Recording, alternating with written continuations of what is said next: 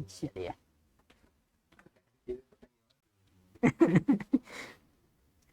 चलिए आज से हम लोग ऑर्गेनिक केमिस्ट्री का जो मोस्ट इंपॉर्टेंट पार्ट है उसको चालू करते हैं बेटा। ठीक है, वो जो है ये क्या है, रिएक्शन। सबसे पहले बात करते हैं जनरल ऑर्गेनिक रिएक्शन की। तो जनरल ऑर्गेनिक रिएक्शन मतलब क्या है कि कोई भी केमिकल रिएक्शन होगा उसमें एक सबस्ट्रेट होता है, एक रिएजेंट होता है, एक सॉल्वेंट होता है और एक प्रोडक्ट होता है। तो सबस्ट्रेट क्या होता है, वो ऑर्गेनिक स्पीसीज जिसके ऊपर आपको केमिकल रिएक्शन करना है। मतलब अगर हम पढ़ रहे हैं ऑर्गेनिक रिएक्शन, हम क्या पढ़ रहे हैं, ऑर्गेनिक रिएक्शन। तो ऑर्गेनिक रिएक्शन में सबस्ट्रेट वो ऑर्गेनिक स्पीसीज होगा जिसके ऊपर केमिकल रिएक्शन करना है। इनडायरेक्टली ये वो चैप्टर्स होते हैं जिन चैप्टर्स को हमको पढ़ना है। तो 11th क्लास का चैप्टर क्या है, alkane, alkyne, alkyne, benzene. 12th class का चैप्टर क्या है, alkyl halide, aryl halide, alcohol, ether, phenol, aldehyde, ketone, carboxylic acid और अमीन्स। मतलब ये 11th का चैप्टर हो गया, ये 12th के चैप्टर्स हो गए। चैप्टर के लिमिटेशन से निकल जाए, ठीक है, एनसीईआरटी के। तो इसका मतलब एल्डिहाइड कीटोन्स के अलावा तुम एसिड के डेरिवेटिव सोच सकते हो, एसिड हलाइड, एनहाइड्राइड, एस्टर, ठीक है, उनको भी सोच सकते हो। इवन नाइट्राइल सोच सकते हो, नाइट्रो कंपाउंड, सल्फोनिक एसिड, ये सब भी हो सकते हैं। लेकिन नॉर्मली जिसके इर्द गिर्द आपकी दुनिया घूमती है वो ये है, और सब में क्या है, कार्बन है। मतलब इनडायरेक्टली वो सबस्ट्रेट वो ऑर्गेनिक कंपाउंड है जिनके ऊपर केमिकल रिएक्शन करना है। इनडायरेक्टली वो चैप्टर्स हैं जिन चैप्टर्स को हमको पढ़ना है। दूसरा, अगर ये सबस्ट्रेट है जिसके ऊपर रिएक्शन करना है तो कोई होगा जिसके ऊपर रिएक्शन करेगा। तो जो इसके ऊपर रिएक्शन करेगा उसको बोलते क्या है, रिएजेंट। तो reagents are the attacking species which attack over the substrate. बस में आगे इन दोनों को घोलने के लिए कोई ना कोई मीडियम होना चाहिए। तो वही मीडियम जो होता है वो क्या होता है, सॉल्वेंट। और फाइनली हमको जो मिलता है वो क्या होता है, प्रोडक्ट। तो चार टर्म क्लियर होना चाहिए कि सबस्ट्रेट वो ऑर्गेनिक स्पीसीज है जिसके ऊपर केमिकल रिएक्शन करते हैं, रिएजेंट वो अटैकिंग स्पीसीज है जिसके ऊपर अटैक करता है, सॉल्वेंट वो मीडियम है जिस मीडियम में रिएक्शन परफॉर्म करते हैं, प्रोडक्ट ओवरऑल यील्ड है जो हमको चाहिए, यह मिलता है। बस में आगे चलिए अब सोचिए, on the basis of substrate, on the basis of substrate कोई रिएजेंट इसके ऊपर अटैक करता है। मतलब अगर सबस्ट्रेट अमीर है तो कोई गरीब अटैक करेगा, अगर सबस्ट्रेट गरीब है तो कोई अमीर अटैक करेगा। बस में आगे कि सारा खेल इलेक्ट्रोस्टैटिक फोर्स ऑफ अट्रैक्शन का ही होता है। अगर ये नेगेटिव है तो पॉजिटिव अटैक करेगा, अगर पॉजिटिव है तो नेगेटिव अटैक करेगा। तो कौन अमीर है कौन गरीब है ये हमें कैसे मालूम चलता है, तो हमें मालूम चलता है रिचनेस या तो नेगेटिव चार्ज के रूप में होगी, रिचनेस या तो लोन पेयर इलेक्ट्रॉन के रूप में होगी, रिचनेस या तो पाई बॉन्ड के रूप में होगी। मतलब या तो लॉटरी निकला हुआ हो, खूब सारा पैसा आया हो, या बैंक में पड़ा हुआ हो वो वाला पैसा हो, या बिजनेस में लगा हुआ हो वो वाला पैसा हो। तो पैसा तीन रूप में हो सकता है, या तो नेगेटिव चार्ज के रूप में हो सकता है, लोन पेयर ऑफ इलेक्ट्रॉन के रूप में हो सकता है, या पाई बॉन्ड के रूप में हो सकता है। सोचिए इसी तरह से अगर इनके नाम के बारे में बात करें तो वो रिच स्पीसीज जो हाइड्रोजन के साथ बॉन्ड बनाता है, फुल्ली पॉजिटिव या पार्शियल पॉजिटिव। मतलब अगर हाइड्रोजन से बॉन्ड बनाए तो इस रिच का नाम क्या होता है, बेस। लेकिन अगर वो कार्बन के साथ बॉन्ड बनाए या नॉन मेटल के साथ बॉन्ड बनाए तो उस इलेक्ट्रॉन रिच स्पीसीज को बोलते हैं न्यूक्लियोफाइल।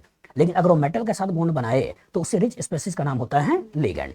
तो इनऑर्गेनिक केमिस्ट्री में ये लिगेंड का काम करता है, ऑर्गेनिक केमिस्ट्री में न्यूक्लियोफाइल का काम करता है, और फिजिकल केमिस्ट्री में ये बेस का काम करता है। जैसे NaOH, तो NaOH का OH माइनस का रिएक्शन जो HCl के साथ कराओगे तो ये क्या है, एक बेस है, और बोलोगे एसिड बेस रिएक्शन है। लेकिन NaOH का OH माइनस का जो रिएक्शन कार्बन के साथ कराओगे तो बोलोगे न्यूक्लियोफिलिक रिएक्शन है। और NaOH के OH माइनस का अगर Fe2+ के साथ रिएक्शन करके कोई कोऑर्डिनेशन कंपाउंड बना रहे हो तो उसके बोलोगे इसको लिगेंड है। बस में आगे, तो इलेक्ट्रॉन रिच के तीन नाम होते हैं, एक होता है बेस, एक होता है न्यूक्लियोफाइल, एक होता है लिगेंड। उसी तरह डेफिशिएंसी कैसे पता चलती है, तो डेफिशिएंसी पता चलती है या तो उसके ऊपर पॉजिटिव चार्ज हो, या पॉजिटिव भी हो सकता है, पार्शियल पॉजिटिव भी हो सकता है। बस वो गरीबी आ चुकी है या गरीबी आने वाली है, ये क्या है, पार्शियल। पार्शियल पॉजिटिव होगा तो भी उसे गरीब ही मानना है। मतलब तुम हॉस्पिटल में जा रहे हो या चले गए हो, दोनों केस में तुम्हारे पास से पैसा जाने वाला है। बस में आगे, तो कहने का मतलब ये है कि वो गरीब है। तो इसका मतलब ये हुआ कि या तो पूरी तरह से पॉजिटिव आ चुका है या पार्शियल पॉजिटिव आ चुका है, वो डेफिशिएंसी है। वैकेंट ऑर्बिटल, खाली कमरे हैं तो खाली कमरों में इलेक्ट्रॉन जा सकता है, या ऑक्टेट में 8 इलेक्ट्रॉन चाहिए, 8 की जगह 6 है तो भी इलेक्ट्रॉन डेफिशिएंट है। तो डेफिशिएंसी के तीन केसेस होते हैं, पॉजिटिव या पार्शियल पॉजिटिव, वैकेंट ऑर्बिटल या इनकम्प्लीट ऑक्टेट। अमीरी के तीन केसेस होते हैं, या तो नेगेटिव चार्ज, या तो लोन पेयर, या तो पाई बॉन्ड। तो अगर हम चैप्टर में आए और सोचें हमारे पास जो चैप्टर है उन चैप्टर में है क्या, कहानी में अल्केन है, अल्कीन है, अल्काइन है, बेंजीन है। तो यहाँ क्या है, पाई बॉन्ड है, यहाँ क्या है, पाई बॉन्ड है, यहाँ क्या है, पाई बॉन्ड है। तो क्या ये अमीर है गरीब है, अमीर है। तो इसका मतलब 11th क्लास में अमीरों का खेल। बस में आगे 12th में आ जाओ, हेलोजन, कार्बन, इलेक्ट्रॉनिगेटिविटी का difference, carbon positive, carbon positive, carbon positive, carbon positive, carbon positive, carbon positive, carbon positive, carbon positive, carbon positive, ये बन गया। तो इसका तो है क्या कि 12th क्लास गरीबों का खेल है, 12th क्लास क्या है, गरीबों का खेल है। और 11th क्लास में क्या है, एक ऐसा भी बच्चा है, ठीक है, जो कोटा आना नहीं चाहता है। कोटा दो ही लोग आते हैं, एक जो खूब सारा पैसा लेकर आते हैं और एक जो आना ही नहीं चाहते हैं। और जो आना ही नहीं चाहते हैं, पढ़ना ही नहीं चाहते हैं, तो अगर मान लो अल्केन है, पढ़ना नहीं चाहता है, तो क्या पापा छोड़ देंगे, क्या करेंगे, कूटेंगे, हाँ कूटेंगे। तो इसको भी कूटा जाता है, धूप में खड़ा करते हैं, लाइट डालते हैं और लाइट की वजह से ये रिएक्शन करता है। तो लाइट की वजह से रिएक्शन करता है, इसका है क्या, यहीं से इसको तोड़ा जाएगा, क्योंकि कार्बन हाइड्रोजन मतलब 2p s ऑर्बिटल ओवरलैपिंग और कार्बन कार्बन मतलब 2p ऑर्बिटल ओवरलैपिंग। तो ये बॉन्ड मजबूत है, ये कमजोर है, ये टूट जाता है। तो इसका तो यहां से टूट गया, तो ऑड इलेक्ट्रॉन है, ऑड ही चाहिए, तो अटैक कौन करेगा, फ्री रेडिकल। बस में आगे, लेकिन ये अमीर हैं, और अगर अमीर है तो अटैक कौन करेगा, कोई गरीब। तो गरीब, उसी गरीब को बोलते क्या है, इलेक्ट्रोफाइल। और यहां अगर गरीबी है तो अटैक कौन करेगा, इलेक्ट्रॉन रिच, उसका नाम क्या होता है, न्यूक्लियोफाइल। तो on the basis of substrate, कि अगर सबस्ट्रेट अमीर है तो कोई गरीब अटैक करेगा, सबस्ट्रेट अगर गरीब है तो कोई अमीर अटैक करेगा, और सबस्ट्रेट में रिएक्शन करना नहीं चाहता है तो कूटा जाएगा, मतलब पीटा जाएगा, हाई टेम्परेचर प्रेशर ये सब डाल के इसका रिएक्शन करवाएंगे। बस में आगे, ये बेचारा नॉर्मल काम में कर लेगा, बस Cl डाला रिएक्शन हो गया, बस में आगे ब्रोमीन डाला रिएक्शन हो गया। तो कहने का मतलब ये सब चीजें पॉजिटिव निगेटिव का अट्रैक्शन होगा, रिएक्शन ऐसे ही हो जाएंगे। यहाँ पॉजिटिव निगेटिव का अट्रैक्शन होगा, रिएक्शन ऐसे ही हो जाएंगे। लेकिन यहाँ क्या है, पॉजिटिव निगेटिव का है ही नहीं, और जब पॉजिटिव निगेटिव है ही नहीं तो कोई अट्रैक्शन नहीं है, ये नॉन पोलर है। तो जो नॉन पोलर है तो इसको रिएक्शन करना है तो क्या करना है, इसको कूटना है। कूटना है मतलब क्या है, हाई टेम्परेचर डालना है, ये एनर्जी डालना है, जिसकी वजह से बॉन्ड टूटेगा, फिर कोई ना कोई अटैक करेगा। तो on the basis of substrate 3 तरह के अटैकिंग स्पेसीज होते हैं, एक जिसको बोलते हैं इलेक्ट्रोफाइल, एक जिसको बोलते हैं न्यूक्लियोफाइल, एक जिसको बोलते हैं फ्री रेडिकल। बस में आगे, तो सारा का सारा खेल क्या है, पॉजिटिव निगेटिव पहचानने का तरीका है। अब पॉजिटिव निगेटिव कैसे पहचानोगे, वही इलेक्ट्रॉनिक इफेक्ट से पहचानोगे। बस में आगे, अब सोचिए, जैसे अमीर के 3 नाम थे, एक नाम क्या था, न्यूक्लियोफाइल, एक नाम क्या था, लिगेंड, एक नाम क्या था, बेस। तो उसी तरह गरीब के भी 2 नाम होते हैं। अगर कार्बन अमीर है, कार्बन अमीर है और वो किसी गरीब को पैसा देता है तो इस गरीब को बोलते हैं इलेक्ट्रोफाइल है। लेकिन कार्बन को छोड़ के कोई और अमीर है, वो किसी गरीब को पैसा देता है तो इस गरीब को बोलते हैं एसिड है। दिमाग में बैठाइएगा, कार्बन अमीर है तो अमीर कैसे हो सकता है, पाई बॉन्ड ग्रुप में हो सकता है, नेगेटिव चार्ज ग्रुप में हो सकता है, कार्बन का लोन पेयर तो है नहीं। तो अगर कार्बन ग्रिग्नार्ड रिएजेंट RMGX, पास में आगे नेगेटिव चार्ज हो गया, carbon carbon double bond, alkyne benzene alkyne, ये सब क्या हो गए, पाई बॉन्ड हो गए। तो कार्बन अगर अमीर है, ये किसी गरीब के साथ रिएक्शन करे तो गरीब का नाम क्या हो गया, इलेक्ट्रोफाइल। लेकिन कार्बन को छोड़ के कोई और अमीर हो, वो किसी गरीब के साथ रिएक्शन करे तो उस गरीब का नाम क्या है, एसिड। जैसे अल्कीन है, तो अल्कीन के पाई बॉन्ड ने अगर हाइड्रोजन के साथ बॉन्ड बनाया, दैट मीन्स कार्बन ने गरीब के साथ बॉन्ड बनाया, तो इस गरीब का नाम क्या है, इलेक्ट्रोफाइल। लेकिन यही एसीटोन है और ऑक्सीजन का लोन पेयर ने H+ के साथ बॉन्ड बनाया, तो कार्बन को छोड़ के कोई और जो इसके साथ बॉन्ड बनाता है तो इस गरीब का नाम क्या है, एसिड। तो कार्बन बॉन्ड बनाए तो नाम क्या है, इलेक्ट्रोफाइल, और कार्बन को छोड़ के कोई और बॉन्ड बनाए तो इसका नाम क्या है, एसिड। तो 3 तरह के रिएजेंट आए बेटा, एक आया न्यूक्लियोफाइल जो कार्बन के टर्म्स में देखा जाए, एक आया न्यूक्लियोफाइल, एक आया इलेक्ट्रोफाइल और एक आया फ्री रेडिकल। मतलब फ्री रेडिकल कब बनेगा, जब पोलैरिटी नहीं है, और जो पोलैरिटी नहीं है रिएक्शन करना है तो हाई टेम्परेचर वगैरह डालेंगे, बॉन्ड को तोड़ेंगे और फ्री रेडिकल बनाएंगे। तो कितने रिएजेंट हो गए, 3 हुआ ना, एक इलेक्ट्रोफाइल, एक न्यूक्लियोफाइल और एक फ्री रेडिकल। एडिशनली कुछ टर्म्स और आए, किसे कहना है एसिड, किसे कहना है न्यूक्लियोफाइल लिगेंड, और किसे कहना है बेस। बस में आगे, मतलब रिच के 3 नाम, बेस, न्यूक्लियोफाइल, लिगेंड, और गरीब के 2 नाम, इलेक्ट्रोफाइल और साथ में एसिड। यही तो है। आगे बढ़ें, चलिए अब समझते हैं। अगर मैं रिएक्शन को कैटेगराइज करूं तो पूरी ऑर्गेनिक केमिस्ट्री में केवल और केवल 4 ही तरह के रिएक्शन है। बस में पूरी ऑर्गेनिक कितने रिएक्शन है, 4। पहला कौन सा है, सब्स्टिट्यूशन, दूसरा कौन सा है, एडिशन, तीसरा कौन सा है, एलिमिनेशन, और चौथा कौन सा है, रीअरेंजमेंट। तो पूरी ऑर्गेनिक केमिस्ट्री में केवल 4 ही तरह के रिएक्शन होते हैं। पहला सब्स्टिट्यूशन, दूसरा एडिशन, तीसरा एलिमिनेशन और चौथा रीअरेंजमेंट। सब्स्टिट्यूशन का मतलब क्या होता है कि सिग्मा टूटे सिग्मा बने, मतलब किसी एक की जगह कोई दूसरा आता है, इस तरह के रिएक्शन को क्या बोलते हैं, सब्स्टिट्यूशन है। किसी एक की जगह कोई दूसरा आया, इस रिएक्शन का नाम क्या है, सब्स्टिट्यूशन है। बस में आगे, जैसे ए बी कोई कंपाउंड था, सी के साथ रिएक्शन कराया, बी यहां से हट गया और सी यहां पर चला आया, तो क्या सी ने बी को रिप्लेस किया या नहीं किया? किया। तो सी ने अगर बी को रिप्लेस किया तो इसको सब्स्टिट्यूट किया, तो इस तरह के रिएक्शन को क्या बोलना है? Substitution reaction.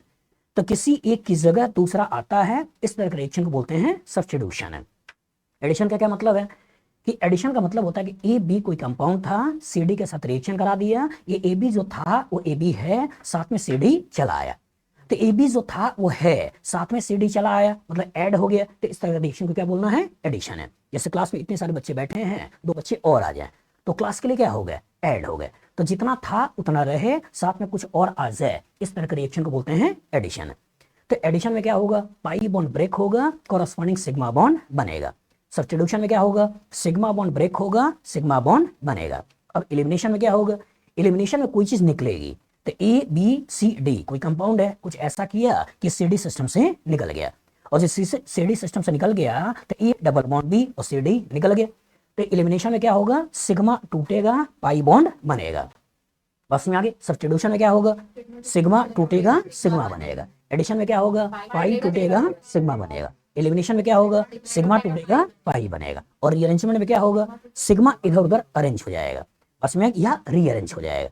तो पहले ए का कनेक्शन बी से है, बी का कनेक्शन सी से है, अब कुछ ऐसा होगा कि ए का कनेक्शन सी से हो जाए और सी का कनेक्शन बी से हो जाए। जैसे मान लो ये बच्ची यहाँ बैठी है, अब इसको इधर कर दें, इसको इधर कर दें, हुआ गया, यही थे, अब ये वहां चलेगी, ये यहाँ चली आई, हुआ गया रीअरेंजमेंट। बस में आगे, मतलब कनेक्शन बदल जाए, दीवार से अभी उसका कनेक्शन है, लेकिन अब ये इधर चला जाए तो दीवार से इसका कनेक्शन हो गया, तो कनेक्शन बदल जाए, उसी को क्या बोलते हैं? रीअरेंजमेंट है। तो ऑर्गेनिक में केवल और केवल यही 4 रिएक्शन होते हैं। पहला कौन सा है? सब्स्टिट्यूशन, दूसरा एडिशन, तीसरा एलिमिनेशन और चौथा रीअरेंजमेंट। सारी सब्स्टिट्यूशन में क्या होगा? सिग्मा टूटेगा, सिग्मा बनेगा। सारे एडिशन में क्या होगा? पाई टूटेगा, सिग्मा बनेगा। सारे एलिमिनेशन में क्या होगा? सिग्मा टूटेगा, पाई बनेगा। और सारे रीअरेंजमेंट में क्या होगा? सिग्मा इधर उधर बदल जाएगा, पोजीशन बदल जाएगी। अब सोचिए रिएजेंट कितने थे? 3। पहला इलेक्ट्रोफाइल, न्यूक्लियोफाइल, फ्री रेडिकल। तो जो सबसे पहले अटैक करता है उसी के बेसिस पे नाम होता है, जो सबसे पहले अटैक करता है उसी के बेसिस पे नाम होता है। तो अगर इलेक्ट्रोफाइल ने सबसे पहले अटैक किया और ओवरऑल सब्स्टिट्यूशन हुआ तो बोल देते हैं इलेक्ट्रोफिलिक सब्स्टिट्यूशन रिएक्शन। सबसे पहले न्यूक्लियोफाइल ने अटैक किया और सब्स्टिट्यूशन रिएक्शन हुआ तो बोल देते हैं न्यूक्लियोफिलिक सब्स्टिट्यूशन रिएक्शन। सबसे पहले फ्री रेडिकल ने अटैक किया, सब्स्टिट्यूशन हुआ तो फ्री रेडिकल सब्स्टिट्यूशन रिएक्शन। इसी तरीके से सबसे पहले इलेक्ट्रोफाइल ने अटैक किया और अगर एडिशन हुआ तो इलेक्ट्रोफिलिक एडिशन रिएक्शन। सबसे पहले न्यूक्लियोफाइल ने अटैक किया तो न्यूक्लियोफिलिक एडिशन रिएक्शन। सबसे पहले फ्री रेडिकल ने अटैक किया तो फ्री रेडिकल एडिशन रिएक्शन। बस में आगे, अब न्यूक्लियोफाइल ये है क्या? रिच। बेस है क्या? रिच। तो अगर चैप्टर मान लो अल्काइल हैलाइड है, अल्काइल हैलाइड है, कोई यहां अटैक कर ले, इसको हटा दे, तो सिग्मा टूटा, सिग्मा बना, रिएक्शन कौन सा है? सब्स्टिट्यूशन। और अटैक रिच ने किया, रिच का नाम क्या है? न्यूक्लियोफाइल, तो न्यूक्लियोफिलिक सब्स्टिट्यूशन रिएक्शन। लेकिन अगर मान लो यहाँ H हो और कोई इलेक्ट्रॉन रिच जो है, अब वो क्या करे? वो इसको खींचे, ये इधर शिफ्ट हो जाए और ये निकल जाए। बस यहाँ आगे, अब ये रिच क्या कर रहा है? बेस का काम कर रहा है, खींच किसको रहा है? प्रोटॉन को। अब प्रोटॉन को X को निकाल रहा है और डबल बॉन्ड बना रहा है, तो सिग्मा टूट रहा है और पाई बॉन्ड बन रहा है। रिएक्शन कौन सा है? एलिमिनेशन। इसीलिए न्यूक्लियोफिलिक सब्स्टिट्यूशन और एलिमिनेशन साथ साथ चलते हैं। अच्छा बेस लोगे तो एलिमिनेशन हो जाएगा, अच्छा न्यूक्लियोफाइल लोगे तो उस केस में सब्स्टिट्यूशन हो जाएगा। तो इसलिए जो सबस्ट्रेट आपका न्यूक्लियोफिलिक सब्स्टिट्यूशन का होता है वही सबस्ट्रेट आपका एलिमिनेशन का भी होता है।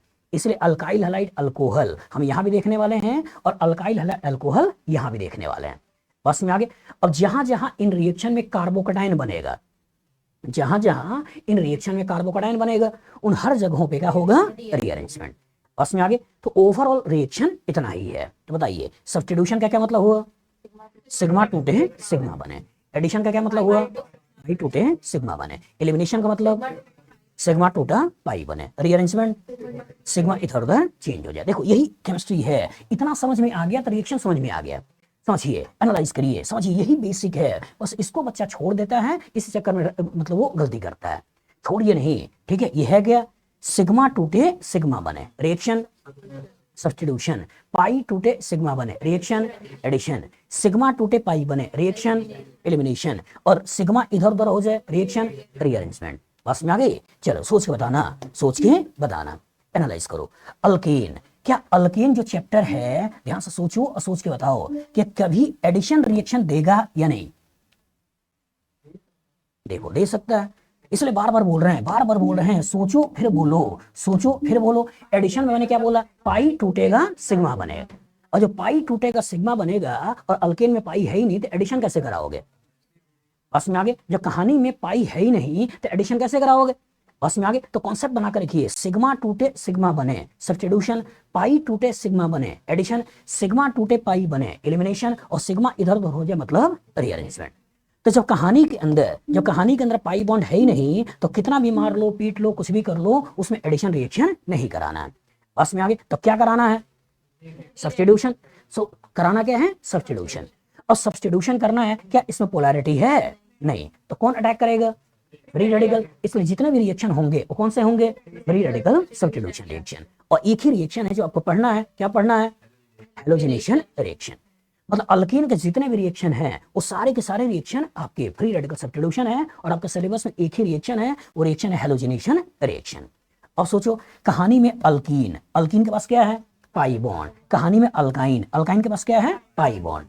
अमीर या गरीब, अमीर। अटैक कौन करेगा, गरीब। गरीब का नाम इलेक्ट्रोफाइल। और पाई टूट के सिग्मा बनेगा, रिएक्शन एडिशन। तो ये अमीर है, गरीब अटैक कर रहा है, तो इसका जनरल रिएक्शन कौन सा हो गया, इलेक्ट्रोफिलिक एडिशन रिएक्शन। ये अमीर या गरीब, अमीर। अटैक कौन करेगा, इलेक्ट्रोफाइल। लेकिन अगर इसने H और ENU को जोड़ दिया तो इसका तो पाई बॉन्ड टूट के सिग्मा बन जाएगा, लेकिन इसका एरोमेटिक कैरेक्टर भी खत्म हो जाएगा। तो एरोमेटिक कैरेक्टर मेंटेन करने के लिए करता क्या है, ये हाइड्रोजन हटेगा और इलेक्ट्रोफाइल चला आएगा। तो सिग्मा टूटा सिग्मा बना, इलेक्ट्रोफाइल आया, तो रिएक्शन का नाम क्या हो गया, इलेक्ट्रोफिलिक सब्स्टिट्यूशन रिएक्शन। तो इसका मतलब 11th क्लास की दुनिया में इलेक्ट्रोफिलिक एडिशन होगा, इलेक्ट्रोफिलिक सब्स्टिट्यूशन होगा, फ्री रेडिकल सब्स्टिट्यूशन होगा, और फ्री रेडिकल एडिशन होगा। कहां होगा, बोलो कहां होगा, एंटी मार्कोनी कर्व। कि जब यही अल्कीन के ऊपर HBr का रिएक्शन कराएंगे पेरोक्साइड की मौजूदगी में, तो H इधर आएगा और Br इधर आएगा। जैसे मान लो ये हम चैप्टर ले लेते हैं कि इसी पर्टिकुलर के ऊपर HBr का रिएक्शन करना है बिना पेरोक्साइड के, तो इसका H अटैक किया, यहाँ आया कार्बोकैटायन बना, Br यहाँ आ गया, HBr मतलब 2 ब्रोमो प्रोपेन बन गया। लेकिन हम चाहते हैं कि भाई Br यहाँ आए, H यहाँ आए, तो क्या करेंगे, HBr का साथ पेरोक्साइड डालेंगे, मैकेनिज्म बदल जाएगी। तो इसका एडिशन तो है लेकिन फ्री रेडिकल एडिशन। बस में आगे, एडिशन तो है, H यहाँ आया Br यहाँ आया, लेकिन मैकेनिज्म बदल गई, अब क्या हो गया, फ्री रेडिकल एडिशन। तो कहानी के अंदर अल्कीन का जनरल पिक्चर है, अल्काइन का जनरल पिक्चर है इलेक्ट्रोफिलिक एडिशन रिएक्शन। आगे रूल आएगा मार्कोनिकॉफ रूल। लेकिन जब हम फ्री रेडिकल एडिशन रिएक्शन की बात करेंगे तो कहानी कौन सा है, एंटी मार्कोनिकॉफ रूल। तो कहानी में है क्या, इलेक्ट्रोफिलिक एडिशन रिएक्शन आने वाला है और फ्री रेडिकल एडिशन रिएक्शन आने वाला है। बस में आगे, चैप्टर कौन से हैं, अल्कीन अल्काइन। बस में आगे, उसी तरह से बेंजीन आ गया तो इलेक्ट्रोफिलिक सब्स्टिट्यूशन रिएक्शन होने वाला है। और अगर कहानी का चैप्टर अल्केन है तो इसके अंदर फ्री रेडिकल सब्स्टिट्यूशन रिएक्शन होने वाला है। तो 11th क्लास की दुनिया में यही 4 रिएक्शन होते हैं।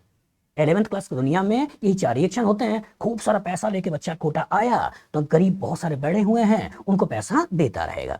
बस इन्हीं गरीब के अलग अलग नाम होंगे, इन्हीं गरीब के अलग अलग क्या होंगे, नाम होंगे। कौन कौन सा नाम होंगे रिसु, गरीब के पॉजिटिव चार्ज।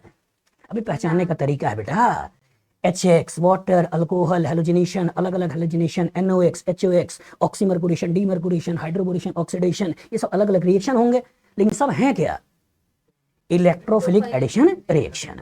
बस में आगे अलग अलग गरीबों के नाम, ठीक है। तो वही कभी H+ अटैक करेगा, कभी Br+ अटैक करेगा, कभी NO+ अटैक करेगा, कभी Cl+ अटैक करेगा, होगा ना। लेकिन होगा क्या, इलेक्ट्रोफाइल अटैक करेगा।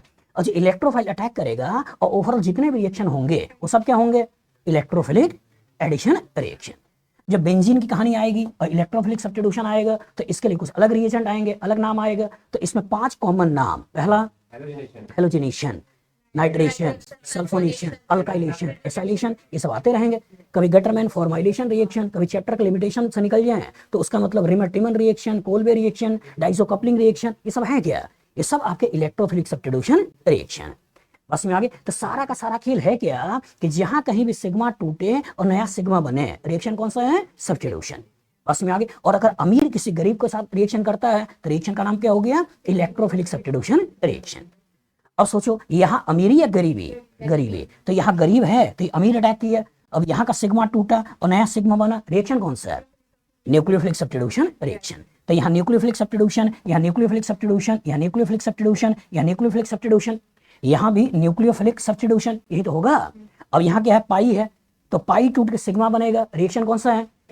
एडिशन। और सबसे पहले अटैक कौन कर रहा है? न्यूक्लियोफाइल, रिएक्शन कौन सा है?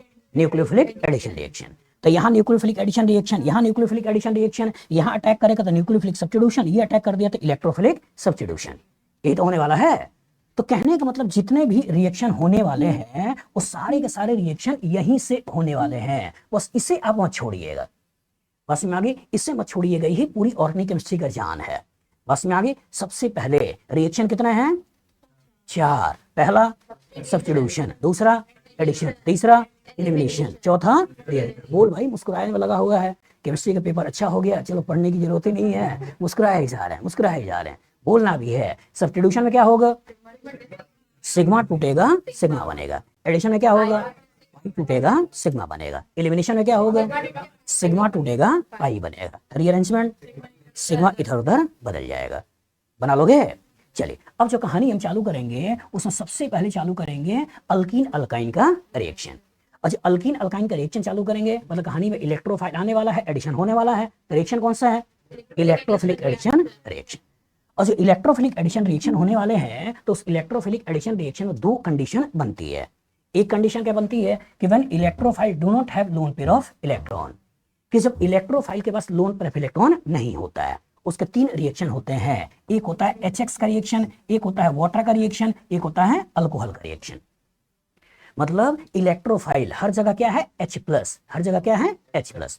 तो सबसे पहले इलेक्ट्रोफाइल अटैक करेगा और हाइड्रोजन के पास कोई लोन पेयर ऑफ इलेक्ट्रॉन नहीं है तो होगा क्या? यही इसके ऊपर अटैक किया, इस बॉन्ड को तोड़ दिया। और सोचो कार्बोकेटाइन 1 पे ज्यादा स्टेबल, 2 पे ज्यादा स्टेबल, 2 पे, इसलिए इलेक्ट्रॉन इधर भेजा, यहाँ नेगेटिव पॉजिटिव बनाया, नेगेटिव ने बॉन्ड बना दिया, कार्बोकेटाइन बन गया। और जो कार्बोकेटाइन बन गया तो न्यूक्लियोफाइल ने अटैक कर दिया और न्यूक्लियोफाइल ने अटैक करके कॉरस्पॉन्डिंग ऐसा प्रोडक्ट बना लिया। ये तो करना है। तो सारे रिएक्शन भी यही होने वाला है। और जो सारे रिएक्शन यही होने वाला है मतलब अल्कीन का इलेक्ट्रोफाइल पर अटैक करना है, न्यूक्लियोफाइल को हटा देना है, कार्बोकेटाइन बना देना है, इसी कार्बोकेटाइन के ऊपर न्यूक्लियोफाइल को अटैक कर देना है और कॉरस्पॉन्डिंग प्रोडक्ट बना देना है। तो क्या रिएक्शन का पाई बॉन्ड टूटा और क्या रिएक्शन का सिग्मा बॉन्ड बना या नहीं बना? बना। तो रिएक्शन में अगर पाई टूट के सिग्मा बनता है तो रिएक्शन है कौन सा? एडिशन है। और सबसे पहले अटैक इलेक्ट्रोफाइल ने किया तो रिएक्शन क्या है? Electrophilic addition reaction. अब कोई भी केमिकल रिएक्शन होगा तो उसमें हमने आपसे बार बार क्या बोला है? उसमें हमने आपसे बार बार बोला है कि एक होता है सबस्ट्रेट, इस सबस्ट्रेट के ऊपर अटैक कौन करता है? कोई रिएजेंट, कोई ना कोई मीडियम होता है, वो क्या है? सॉल्वेंट। और फाइनली हमको चाहिए वो क्या है? प्रोडक्ट। यही तो केमिकल रिएक्शन होता है। बस में आगे। और जब यही केमिकल रिएक्शन होता है, ये रिएक्शन कितने स्टेप में प्रोसीड हो रहा है? 2, एक यहां से यहां आए, एक यहां से यहां आए, यही तो बना। अब स्लो कौन सा है? न्यूट्रल से या स्टेबल से अनस्टेबल बनाना या अनस्टेबल से स्टेबल बनाना, स्टेबल से अनस्टेबल। तो यही जो है ये आपका आरडीएस है। आरडीएस मतलब रेट डिटरमाइनिंग सब्जेक्ट। बस में आ गई। तो इसका तो यही अगर आरडीएस है तो यहाँ जितना ज्यादा पैसा होगा गरीब को देना उतना ही आसान होगा, जितना ज्यादा स्टेबल कार्बोकेटाइन होगा यहाँ से यहाँ आना उतना ही आसान होगा। यही तो कहानी है। तो हमको देखना क्या है कि अगर क्वेश्चन में रिएक्टिविटी पूछ रहा है तो ये चैप्टर है, चैप्टर क्या है? अल्कीन है। इसी अल्कीन में देखो कि जो ग्रुप लगा है उसका नेचर कैसा है। अगर ग्रुप लगा है इसका नेचर इलेक्ट्रॉन डोनेटिंग है, डोनेटिंग कौन से हो सकते हैं? +M हो सकता है, हाइपर कंजुगेशन हो सकता है, +I हो सकता है। अगर इसका नेचर इलेक्ट्रॉन डोनेटिंग है तो पैसा बढ़ा या कम हुआ? बढ़ा। और अगर इसका नेचर इलेक्ट्रॉन विड्रॉइंग है तो पैसा बढ़ा या कम हुआ? कम हुआ। तो पैसा जितना ज्यादा होगा गरीब को देना आसान या डिफिकल्ट? आसान। पैसा जितना कम होगा गरीब को देना आसान या डिफिकल्ट? डिफिकल्ट। तो जो लाइफ में है वही तो यहाँ पे है। यही अथर्व क्यों है? ऑर्डर याद है? पक्का? चलो आज बोला पूछो। बस में आगे। तो अगर ऑर्डर याद है इसका तो कॉन्फिडेंस है, और कॉन्फिडेंस है तो पैसा है, पता चल जाएगा कि कौन पैसा दे रहा है, कौन खींच रहा है, कितना दे रहा है, कितना खींच रहा है। तो अगर हमको ये मालूम चल गया तो रिएक्शन में क्या दिक्कत आ रही है? बस में आगे। हम यही रिएक्शन करने वाले हैं, HX वाटर अल्कोहल। तो कभी यहाँ पे जोड़ना है H, कहीं जोड़ना है X, कभी जोड़ना है H, कभी जोड़ना है OH, कभी जोड़ना है H, कभी जोड़ना है OR। बन गया कहानी। सभी की कहानी में क्या होने वाला है? सभी की कहानी में कार्बोकेटाइन बनने वाला है। और जो सभी की कहानी में कार्बोकेटाइन बनने वाला है तो इसका तो इलेक्ट्रोफिलिक एडिशन रिएक्शन सुनते ही दिमाग में क्या आना चाहिए? क्या आना चाहिए? Stability of carbocation. कि जहां कहीं भी बोले इलेक्ट्रोफिलिक एडिशन रिएक्शन तो कान खोल के अच्छी तरह दिमाग बैठा लो। क्या बैठाना है? Stability of carbocation. कि जितना ज्यादा स्टेबल कार्बोकेटायन होगा, जितना ज्यादा स्टेबल कार्बोकेटायन होगा, उसी के कोरस्पॉन्डिंग मेजर प्रोडक्ट बनाना है। बस में आगे, मतलब अगर यहां से यहां यही आरडीएस है तो जितना ज्यादा स्टेबल होगा यहां से यहां उतनी आसानी से आएगा, और जितना ज्यादा पैसा होगा उतनी आसानी से गरीब को दे देगा। तो एक तरीका है या तो कार्बोकेटायन बनाकर सोच लो, या दूसरा तरीका है कि इसी के ऊपर पैसा देख लो। जितना ज्यादा पैसा उतना ज्यादा रिएक्टिव, या जितना ज्यादा स्टेबल कार्बोकेटायन उतनी के कोरस्पॉन्डिंग मेजर। बस में आगे, कभी परेशानी ना आए इसलिए फोकस कहां करिएगा? कार्बोकेटायन की स्टेबिलिटी पे। मेजर माइनर कौन डिसाइड करेगा? मेजर माइनर डिसाइड करेगा कार्बोकेटायन की स्टेबिलिटी। फिर से बोल रहे हैं, जितना ज्यादा पैसा उतना ज्यादा रिएक्टिव। किसके लिए? Towards electrophile. जितना ज्यादा पैसा उतना ज्यादा रिएक्टिव टुवर्ड्स इलेक्ट्रोफाइल। और सोचो, इन्हीं में कुछ ना कुछ तो लगाएगा, क्वेश्चन बनाएगा। दूसरा, बना क्या है? कार्बोकेटायन। और कार्बोकेटायन पर स्पेशल टेंडेंसी है किसकी? रीअरेंजमेंट की। तो इसका तो होगा क्या? कभी कभी करेगा कार्बोकेटायन का रीअरेंजमेंट। जैसे मान लो यहां से H+ का रिएक्शन कराया, रिएक्शन करके कार्बोकेटायन बनाया। यहाँ जो कार्बोकेटायन है 3 और 4 हाइपर कंजुगेशन है, लेकिन अगर मैं यहाँ से हाइड्राइड की शिफ्टिंग करा दूं और हाइड्राइड की शिफ्टिंग करा के ये जो कार्बोकेटायन बना दूं, इसमें कितने हाइपर कंजुगेशन है?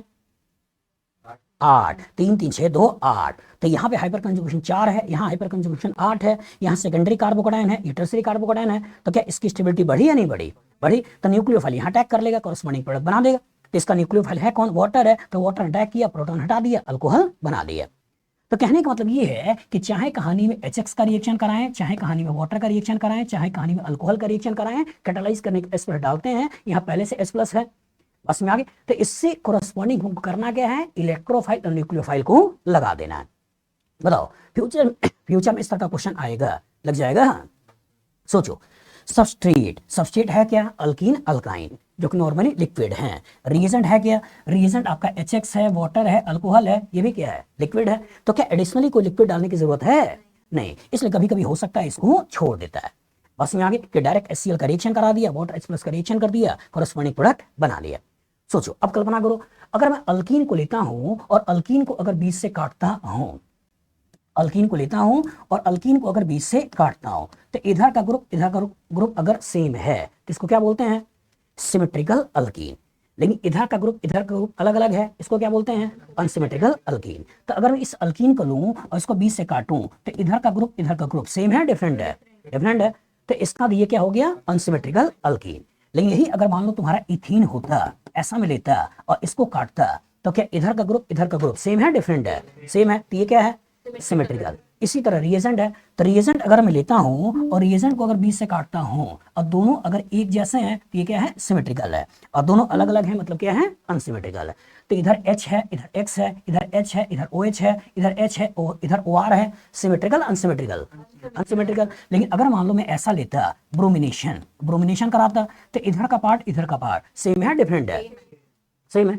तो कभी कभी रिएजेंट सिमेट्रिकल हो सकते हैं, कभी कभी रिएजेंट अनसिमेट्रिकल हो सकते हैं। घुटने पे जोर नहीं देना है कि अगर मान लो कोई वाटर हो जाए और उसको ऐसे काट दे।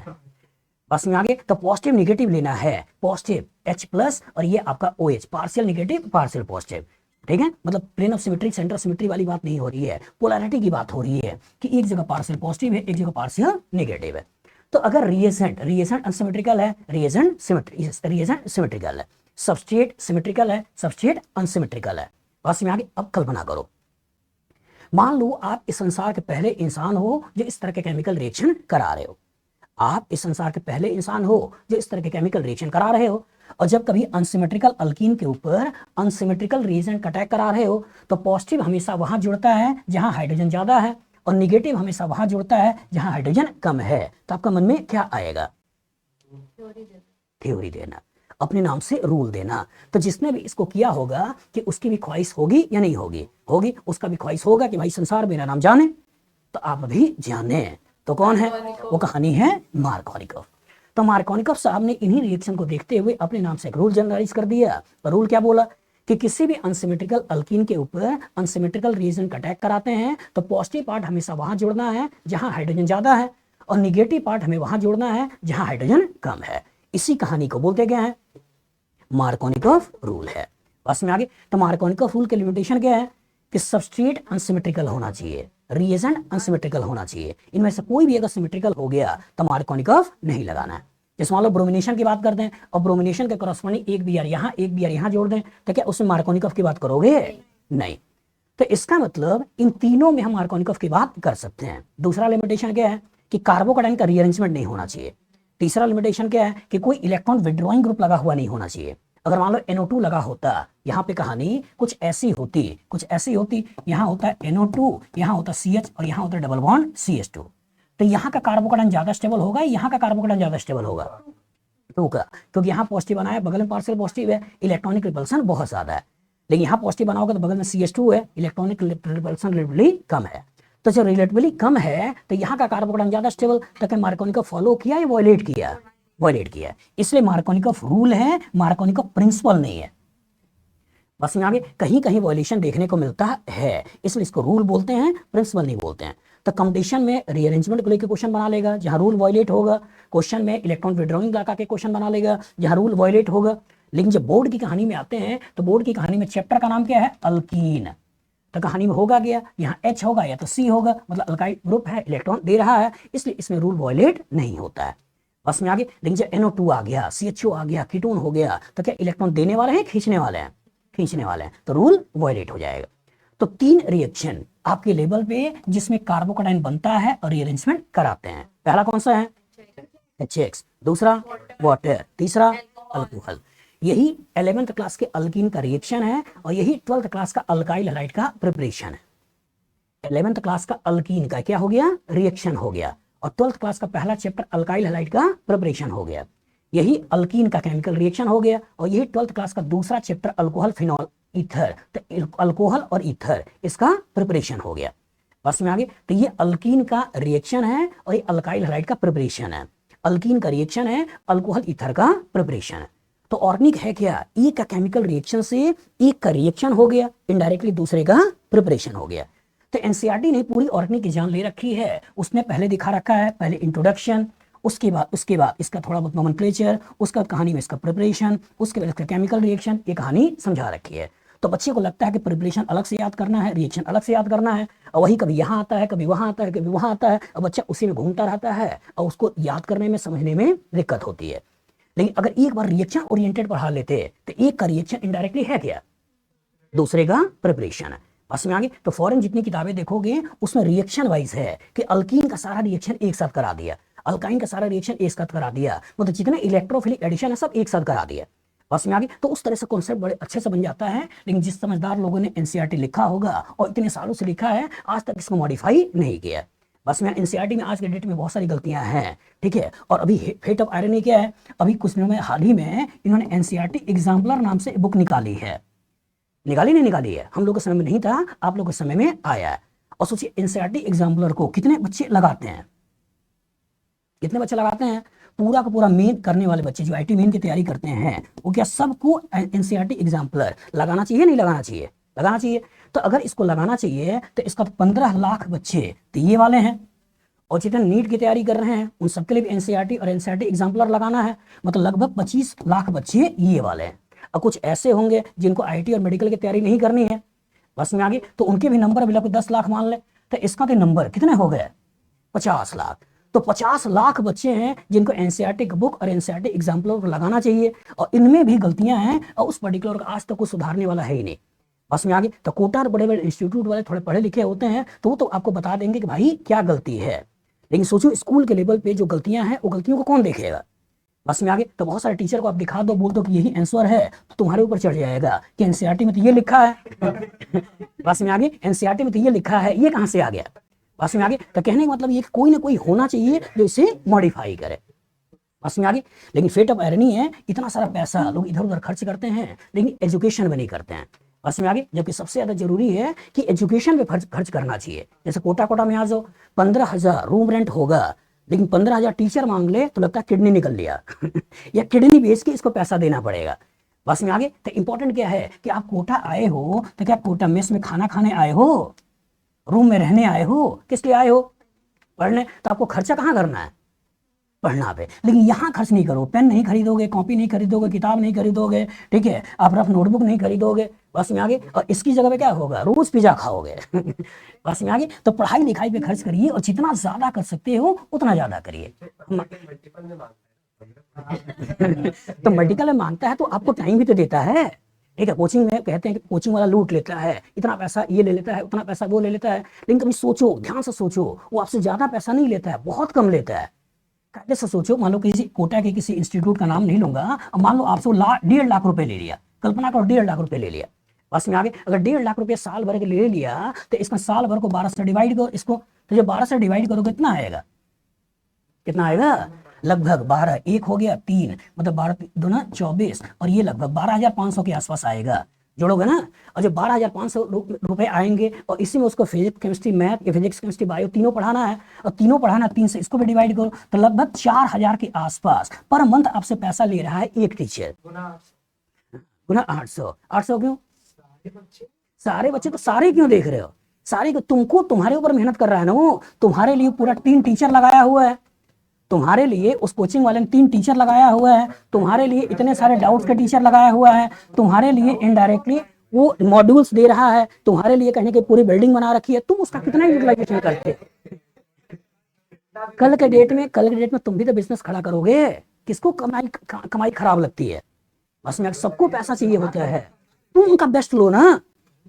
जैसे हम हैं, हम तुमको पढ़ा रहे हैं, ठीक है, एक नंबर कम है, लेकिन हम भी तो आपसे पैसा ले रहे हैं और अच्छा खासा पैसा ले रहे हैं, छोटा मोटा पैसा ले रहे हैं, तो कहने को तो हम पैसा ले रहे हैं, तो पैसा क्यों ले रहे हैं, हम अपना बेस्ट दे पाए, तो आप हमें दे रहे हो, हम तुमको बेस्ट देने की कोशिश कर रहे हैं, तुम हमसे बेस्ट ले रहे हो तो तुम्हारा बेनिफिट है, लेकिन नहीं ले रहे हो तो कल के डेट में बोलोगे ना कि सर ने इतना ले लिया, अब दिया कुछ नहीं, बस में आगे, तो तुम्हें उनसे उनका बेस्ट निकलवाना है और तुम्हें अपना बेस्ट देना है, बस में आगे। तुम्हें लगता है कि वहां से बेस्ट नहीं मिल रहा है तो वहां से निकलो और किसी दूसरे के पास जाओ और वहां से बेस्ट लो, बस में क्यों वहां पकड़े हुए हो, बस में आगे, कि जैसे मान लो कहीं डॉक्टर के पास गए और ट्रीटमेंट करने गए, ये दवा से तुम ठीक नहीं हो रहे, तो क्या डॉक्टर को पकड़ लोगे, नहीं, इसको छोड़ के कहीं ना कहीं जाओगे ना, तो इसको जाओगे तो जाओ, अगर लगता है कि ये मेरे साथ जस्टिस नहीं कर रहे हैं तुरंत छोड़ो और छोड़ के दूसरे को पकड़ो।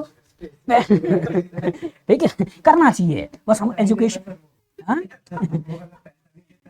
तो नहीं देता है तो डॉक्टर कौन तुमको देता है भाई, डॉक्टर के पास जाते हो 5 मिनट तुमको देखता है, 300 रुपए फीस ले लेता है, बस में आगे, और उसके बाद अगर मान लो ऑपरेशन वगैरह हो गया, ऑपरेशन में गलत निकल गया तो कहाँ उससे तुम पैसे मांगते रहते हो।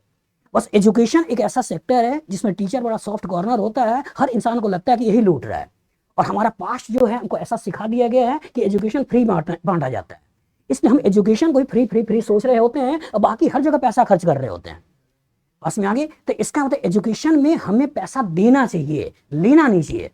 मतलब हम तो ये मानते हैं कि एजुकेशन अगर किसी टीचर को पकड़ लो, बोले तो जितना चाहिए उतना ले लो, मेरे बच्चे को पूरा सिखा दो, बस में आगे वो करा देगा। अरे उसका भी तो एक लिमिट है ना यार, इतना थोड़ी बोलेगा घर बेच के मेरा सारा पैसा दे दे, उसका भी एक लिमिट है, ठीक है, उतना ही तो मांगे। एलन वाला क्या कहेगा, 1.5 के 2 मांग लेगा, 2.5 मांग लेगा, 3 मांग लेगा, वो थोड़ी ना 3 करोड़ दो, बस में आगे। अगर मान लो कोई टीचर से पढ़ रहे हो और टीचर से पढ़ने के साथ अगर समझ में नहीं आ रहा है, अब उनके डायरेक्टर के पास जाओ या किसी जो वहाँ पे हेड हो उनके पास जाओ, ये सर मेरे को समझ में नहीं आ रहा है, ठीक है, वो कहेगा ये टीचर समझाएगा समझाएगा समझाएगा, लेकिन मान लो समझ में नहीं आ रहा है, फिर से चले जाओ, मैं पैसा और दे दूंगा किसी इंडिविजुअल एक टीचर को, मेरे बच्चे के लिए स्पेसिफिक लगा दो, तो क्या वो नहीं लगा देगा, लगा देगा। बस वहां भी नहीं लगा रहा है तो अब हम लोग जैसे लोगों के पास आ जाओ कि हम तुमको पूरा टाइम दे देंगे, सारा खेल पैसे का ही तो है, अब पैसा लगाओगे तो चीजें मिल जाएंगी, नहीं लगाओगे तो नहीं मिलेंगे। चलिए दूसरा खेल जैसे अभी होता क्या है, एक और भी चीज है, जैसे ये जो महीने होते हैं ना बड़े खतरनाक होते हैं। ये महीने क्यों खतरनाक होते हैं, फरवरी वाले, मार्च वाले, इसलिए खतरनाक होते हैं कि इन महीनों में नई नई कोचिंग खुलती है, बस में आगे नई नई कोचिंग खुलती है। तो सोचो होता क्या है ना कि हर इंसान को अपना नाम कमाने की भूख होती है, और हर इंसान को अपनी नाम कमाने की भूख होती है, तो एक जगह काम कर रहे हैं, अब उनको लगता है यार यहाँ से निकलो और कुछ अपना किया जाए, तो कुछ अपना किया जाए। तो जो ही उसने अपना किया तो जितने उनसे जुड़े होते हैं उनकी दुआएं मिलती हैं, बद्दुआएं मिलती हैं, बद्दुआएं मिलती हैं कि मेरे को छोड़ के तू बाहर कैसे चला गया, बस में आगे। तो टीचर एक ऐसा, सोचो कितनी सारी बच्चों को बद्दुआएं ले रहा है, लेकिन आप कहीं जॉब कर रहे हो और आपको कोई ग्रोथ मिला आप कहीं दूसरी जगह चले जाओ तो आपको कोई बद्दुआ नहीं देगा, बस में आगे। आपको तो और आपके घर वाले खुश, बाहर वाले खुश, सब खुश कि तुम्हें ग्रोथ मिला, 3 की सैलरी 6 की सैलरी हो गई, तुम्हें ग्रोथ मिला। लेकिन गलती से एक कोचिंग वाला टीचर दूसरी कोचिंग में चला जाए अपनी ग्रोथ में, तो इसकी तो पूरी जान ले लेंगे कि तो गया क्यों, बस में आगे। तो बहुत सारी चीजें कोचिंग के साथ चलती रहती हैं। चलिए इधर आते हैं, नहीं तो निकलेंगे तो और निकल जाएंगे। चलिए, तो कहानी का मतलब ये है बेटा कि इलेक्ट्रोफाइल जिसके पास लोन पर इलेक्ट्रॉन नहीं है उसके 3 केसेस हैं। पहला कौन सा है?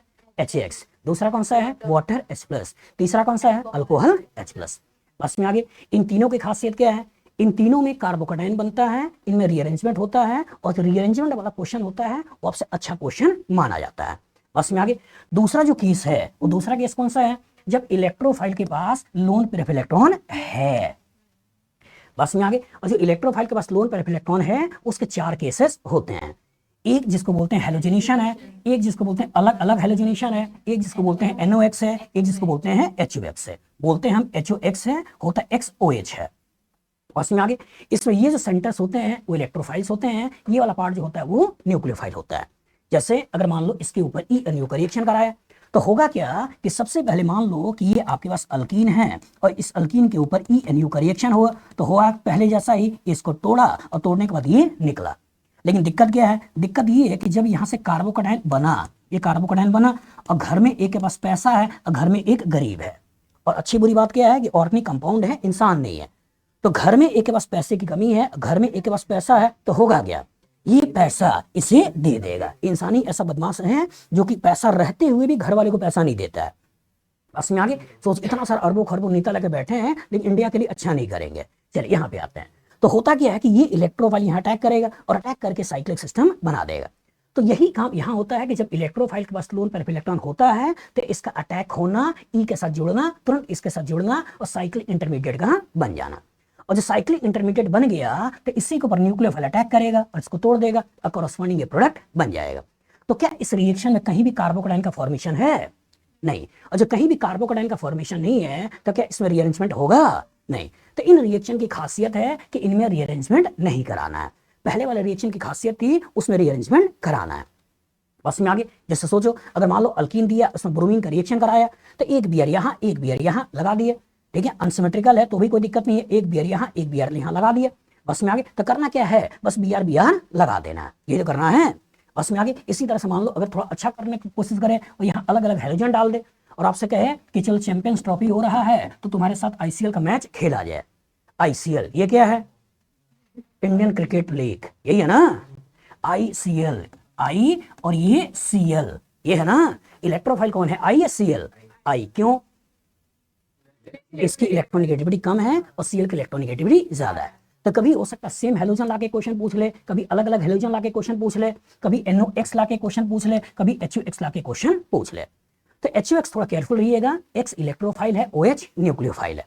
तो इसका तो मान लो इसी के ऊपर कभी HOX का रिएक्शन करें तो यहाँ क्या आएगा? X, यहाँ क्या आएगा? OH, यही आपको बता देना है। अगर मान लो इसी के ऊपर ICL का मैच कराएं तो यहाँ क्या आएगा? I, यहाँ क्या आएगा? Cl। इसमें कहीं भी रीअरेंजमेंट नहीं होगा। बस में आगे। इन रिएक्शन की खासियत क्या होती है? इन रिएक्शन की खासियत होती है इसकी स्टीरियोकेमिस्ट्री। खासियत क्या है? स्टीरियोकेमिस्ट्री। कि होता क्या है कि जब इसके ऊपर ENU का रिएक्शन करते हैं तो एक जगह जुड़ता है E और एक जगह जुड़ता है NU और दोनों एक दूसरे के क्या है? एंटी हैं। मतलब यहाँ पे हमेशा और हमेशा क्या सोचना है? Anti addition. मतलब कभी सबस्ट्रेट के अंदर स्टीरियो नहीं होगा, प्रोडक्ट में भी स्टीरियो नहीं होगा तो प्रोडक्ट एक है। लेकिन सबस्ट्रेट में स्टीरियो नहीं होगा लेकिन प्रोडक्ट में कायरिटी आ गई तो इसका R भी बनेगा, S भी बनेगा तो प्रोडक्ट 2 है। कभी सबस्ट्रेट में स्टीरियो है लेकिन अगर वो स्पेसिफाई नहीं है, इसका सिस ट्रांस इसने बता नहीं रखा है, तो अगर कभी सबस्ट्रेट में स्टीरियो है लेकिन स्पेसिफाई नहीं है और इसके ऊपर ब्रोमिनेशन कराया तो 2 कायरल कार्बन आए और जो 2 कायरल कार्बन आए मतलब RR RS कितने बन गए? 4। लेकिन अगर स्पेसिफाई हो गए कि सिस है और ट्रांस है तो सिस के कॉरस्पॉन्डिंग रेसिमिक मिक्सचर, ट्रांस के कॉरस्पॉन्डिंग रेसिमिक मिक्सचर कितने बन गए? 2 मतलब 4। तो यहाँ जो बने हैं 4, ये है क्या? RR है, ये आपका SS है, ये आपका RS है और ये आपका SR है, यही तो है। तो एक रेसिमिक मिक्सचर ये वाला है, एक रेसिमिक मिक्सचर ये वाला है, तो इन्हीं में से एक ये बनेगा, इन्हीं में से एक ये बनेगा और इसके कॉरस्पॉन्डिंग यही 4 बन जाएंगे। लेकिन कभी अगर मान लो ये सिमेट्रिकल है, कभी मान लो सिमेट्रिकल है और सिमेट्रिकल है ऐसे है और जो सिमेट्रिकल है इसके ऊपर ब्रोमिनेशन कराया तो 2 कायरल सेंटर आया तो कॉरस्पॉन्डिंग क्या बना? कॉरस्पॉन्डिंग बना RR बना, कॉरस्पॉन्डिंग SS बना और कॉरस्पॉन्डिंग RS बना। ये तो बना। सिमेट्रिकल का RS SR ये दोनों क्या है? सेम है। तो ये RR SS है क्या? रेसिमिक मिक्सचर है। RS ये है क्या? मीजो कंपाउंड है। तो यही आपसे पूछा जाता है कि भाई किससे, सिस से क्या मिलेगा और ट्रांस से क्या मिलेगा। तो सिस से क्या मिलेगा, ट्रांस से क्या मिलेगा, इसलिए एक विदेशी बच्चे का नाम याद रखना है, उसका नाम क्या है, टैम, और कार चला रहा है, क्या चला रहा है, कार चला रहा है। तो याद रखना है time is driving a car. मतलब क्या है कि अगर मॉलिक्यूल सिमेट्रिकल है, मॉलिक्यूल कैसा है, सिमेट्रिकल है, और अगर ट्रांस है और ट्रांस के ऊपर कभी एंटी एडिशन कराएं तो इससे क्या बनता है, मीजो। और कभी सिस है और सिस के ऊपर एंटी एडिशन कराएं इससे क्या बनता है, रेसमिक मिक्सचर। तो रेसमिक मिक्सचर मतलब नंबर ऑफ कंपाउंड कितने हो गए, 2, और मीजो मतलब नंबर ऑफ कंपाउंड कितने हो गए, 1। तो ये जो है वो सिस है, ट्रांस है, सिस। तो सिस के ऊपर एंटी एडिशन क्या बनाना है, रेसमिक मिक्सचर, कितने हो गए, 2। लेकिन ये क्या है, सिस या ट्रांस, ट्रांस। तो ट्रांस के ऊपर एंटी एडिशन क्या बनाना है, मीजो, मीजो मतलब कितने हो गए, 1। तो पहले वाली कहानी में जो हम किरदार ले रहे थे, उस किरदार में ये पीएच था, ये CH डबल बॉन्ड CH2 था, इसके ऊपर ENU का रिएक्शन था, ठीक है, ENU मान लो इसका रिएक्शन था। तो यहां से जब अटैक हुआ था और यहां से अटैक करके ये वाला कार्बोकेटाइन बनाया था, और इसी कार्बोकेटाइन के ऊपर Cl- अटैक किया था, और Cl- अटैक करके PH CH Cl और CH3 ऐसे बनाया था। तो क्या यहाँ कैरिटी आया या नहीं आया, आया। लेकिन इसके साथ दिक्कत क्या है, ये जो बना हुआ है, ये बना हुआ है कार्बोकेटायन, क्या बना है, कार्बोकेटायन। और कार्बोकेटायन कैसा है, प्लेनर। और जो कार्बोकेटायन प्लेनर है तो अटैक ऊपर से भी हो सकता है, अटैक नीचे से भी हो सकता है। तो अगर यहाँ कैरिटी आई तो यहाँ से क्या बनने वाला है, रेसमिक मिक्सचर। तो कहने का मतलब ये है कि इनकी कहानी में जो HX का रिएक्शन कराए, वाटर का रिएक्शन कराए, अल्कोहल का रिएक्शन कराए, कैटालाइज करने के लिए H+ डाल दे और रिएक्शन कराए, तो इन सभी में कार्बोकेटाइन बनाना है, प्लेनर बनाना है, अटैक ऊपर अटैक नीचे से कराना है, और यहाँ के कॉरेस्पॉन्डिंग रेसमिक मिक्सचर बनाना है। लेकिन ऊपर वाली जो कहानी ले रहे हैं, इसकी वाली जो कहानी ले रहे हैं, इसकी कहानी में क्या है, इसकी कहानी में एंटी एडिशन कराना है। और सोच के बताओ इनमें कौन सा ऐसा है जिससे कभी मीजो बनेगा ही नहीं।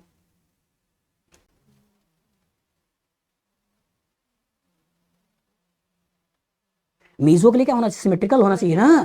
तो अगर ये सिमेट्रिकल है तभी मीजो बनेगा। लेकिन ये कैसा, सिमेट्रिकल अनसिमेट्रिकल, अनसिमेट्रिकल, तो क्या कभी इनसे मीजो बनेगा, पास में आगे। तो इसका मतलब मीजो के लिए सबस्ट्रेट भी सिमेट्रिकल होना चाहिए और रिएजेंट भी सिमेट्रिकल होना चाहिए, बस में ऐसा नहीं कि कहीं भी लगा दोगे।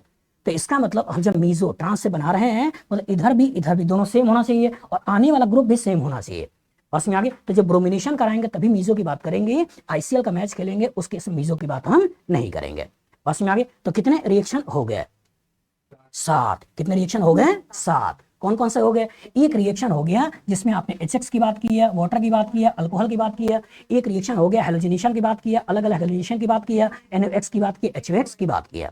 लेकिन दिक्कत क्या है, दिक्कत ये है कि आपके शरीर में एक अच्छा ऑर्गन है, वो सबसे ऊपर है, वो कौन सा है, दिमाग। और जितना आपको मिलता है उससे खुश नहीं होता है, उसकी ख्वाहिश क्या होती है, और चाहिए, बस में आगे। और उसकी ख्वाहिश है और चाहिए। तो बच्चे ने देखा कि बच्चे ने क्या देखा कि जब वाटर जोड़ना था, वाटर जोड़ना था, तो वाटर अगर इसके ऊपर जोड़ रहे हैं तो H यहाँ आया, कार्बोकेटाइन बना, हाइड्राइड शिफ्टिंग हुई, नया कार्बोकेटाइन बना, और OH यहाँ आ रहा है, बस में आगे। मतलब जब वाटर जोड़ना था तो H यहाँ जोड़ा, कार्बोकेटाइन बना, हाइड्राइड शिफ्टिंग हुई, नया कार्बोकेटाइन बना, OH यहाँ आया। लेकिन वो चाहता है कि भाई कार्बोकेटाइन ना बने, रीअरेंजमेंट ना हो, बस यहाँ आ जाए OH और यहाँ आ जाए H। तो यहां आ जाए OH, यहां आ जाए H, तो क्या सेम वाटर H+ से काम चलेगा, नहीं, कोई दूसरा रिएजेंट लेना होगा। तो जो दूसरा रिएजेंट लेना होगा उसी रिएजेंट का नाम क्या है, ऑक्सीमर्कुरेशन डीमर्कुरेशन। तो ऑक्सीमर्कुरेशन डीमर्कुरेशन में रिएजेंट डालना है, वो क्या डालना है, मरकरी एसीटेट वाटर और बाद में सोडियम बोरोहाइड्राइड। तो इसकी कहानी में कार्बोकेटाइन नहीं बनता है, रीअरेंजमेंट नहीं होता है, सिंपल मार्कोनिकफ लगाना है, HOH को लगा देना है। और जो HOH को लगा देना है तो यहाँ हो गया H, यहाँ हो गया OH। तो क्या कहानी में वाटर का एडिशन हो गया या नहीं हो गया, हो गया।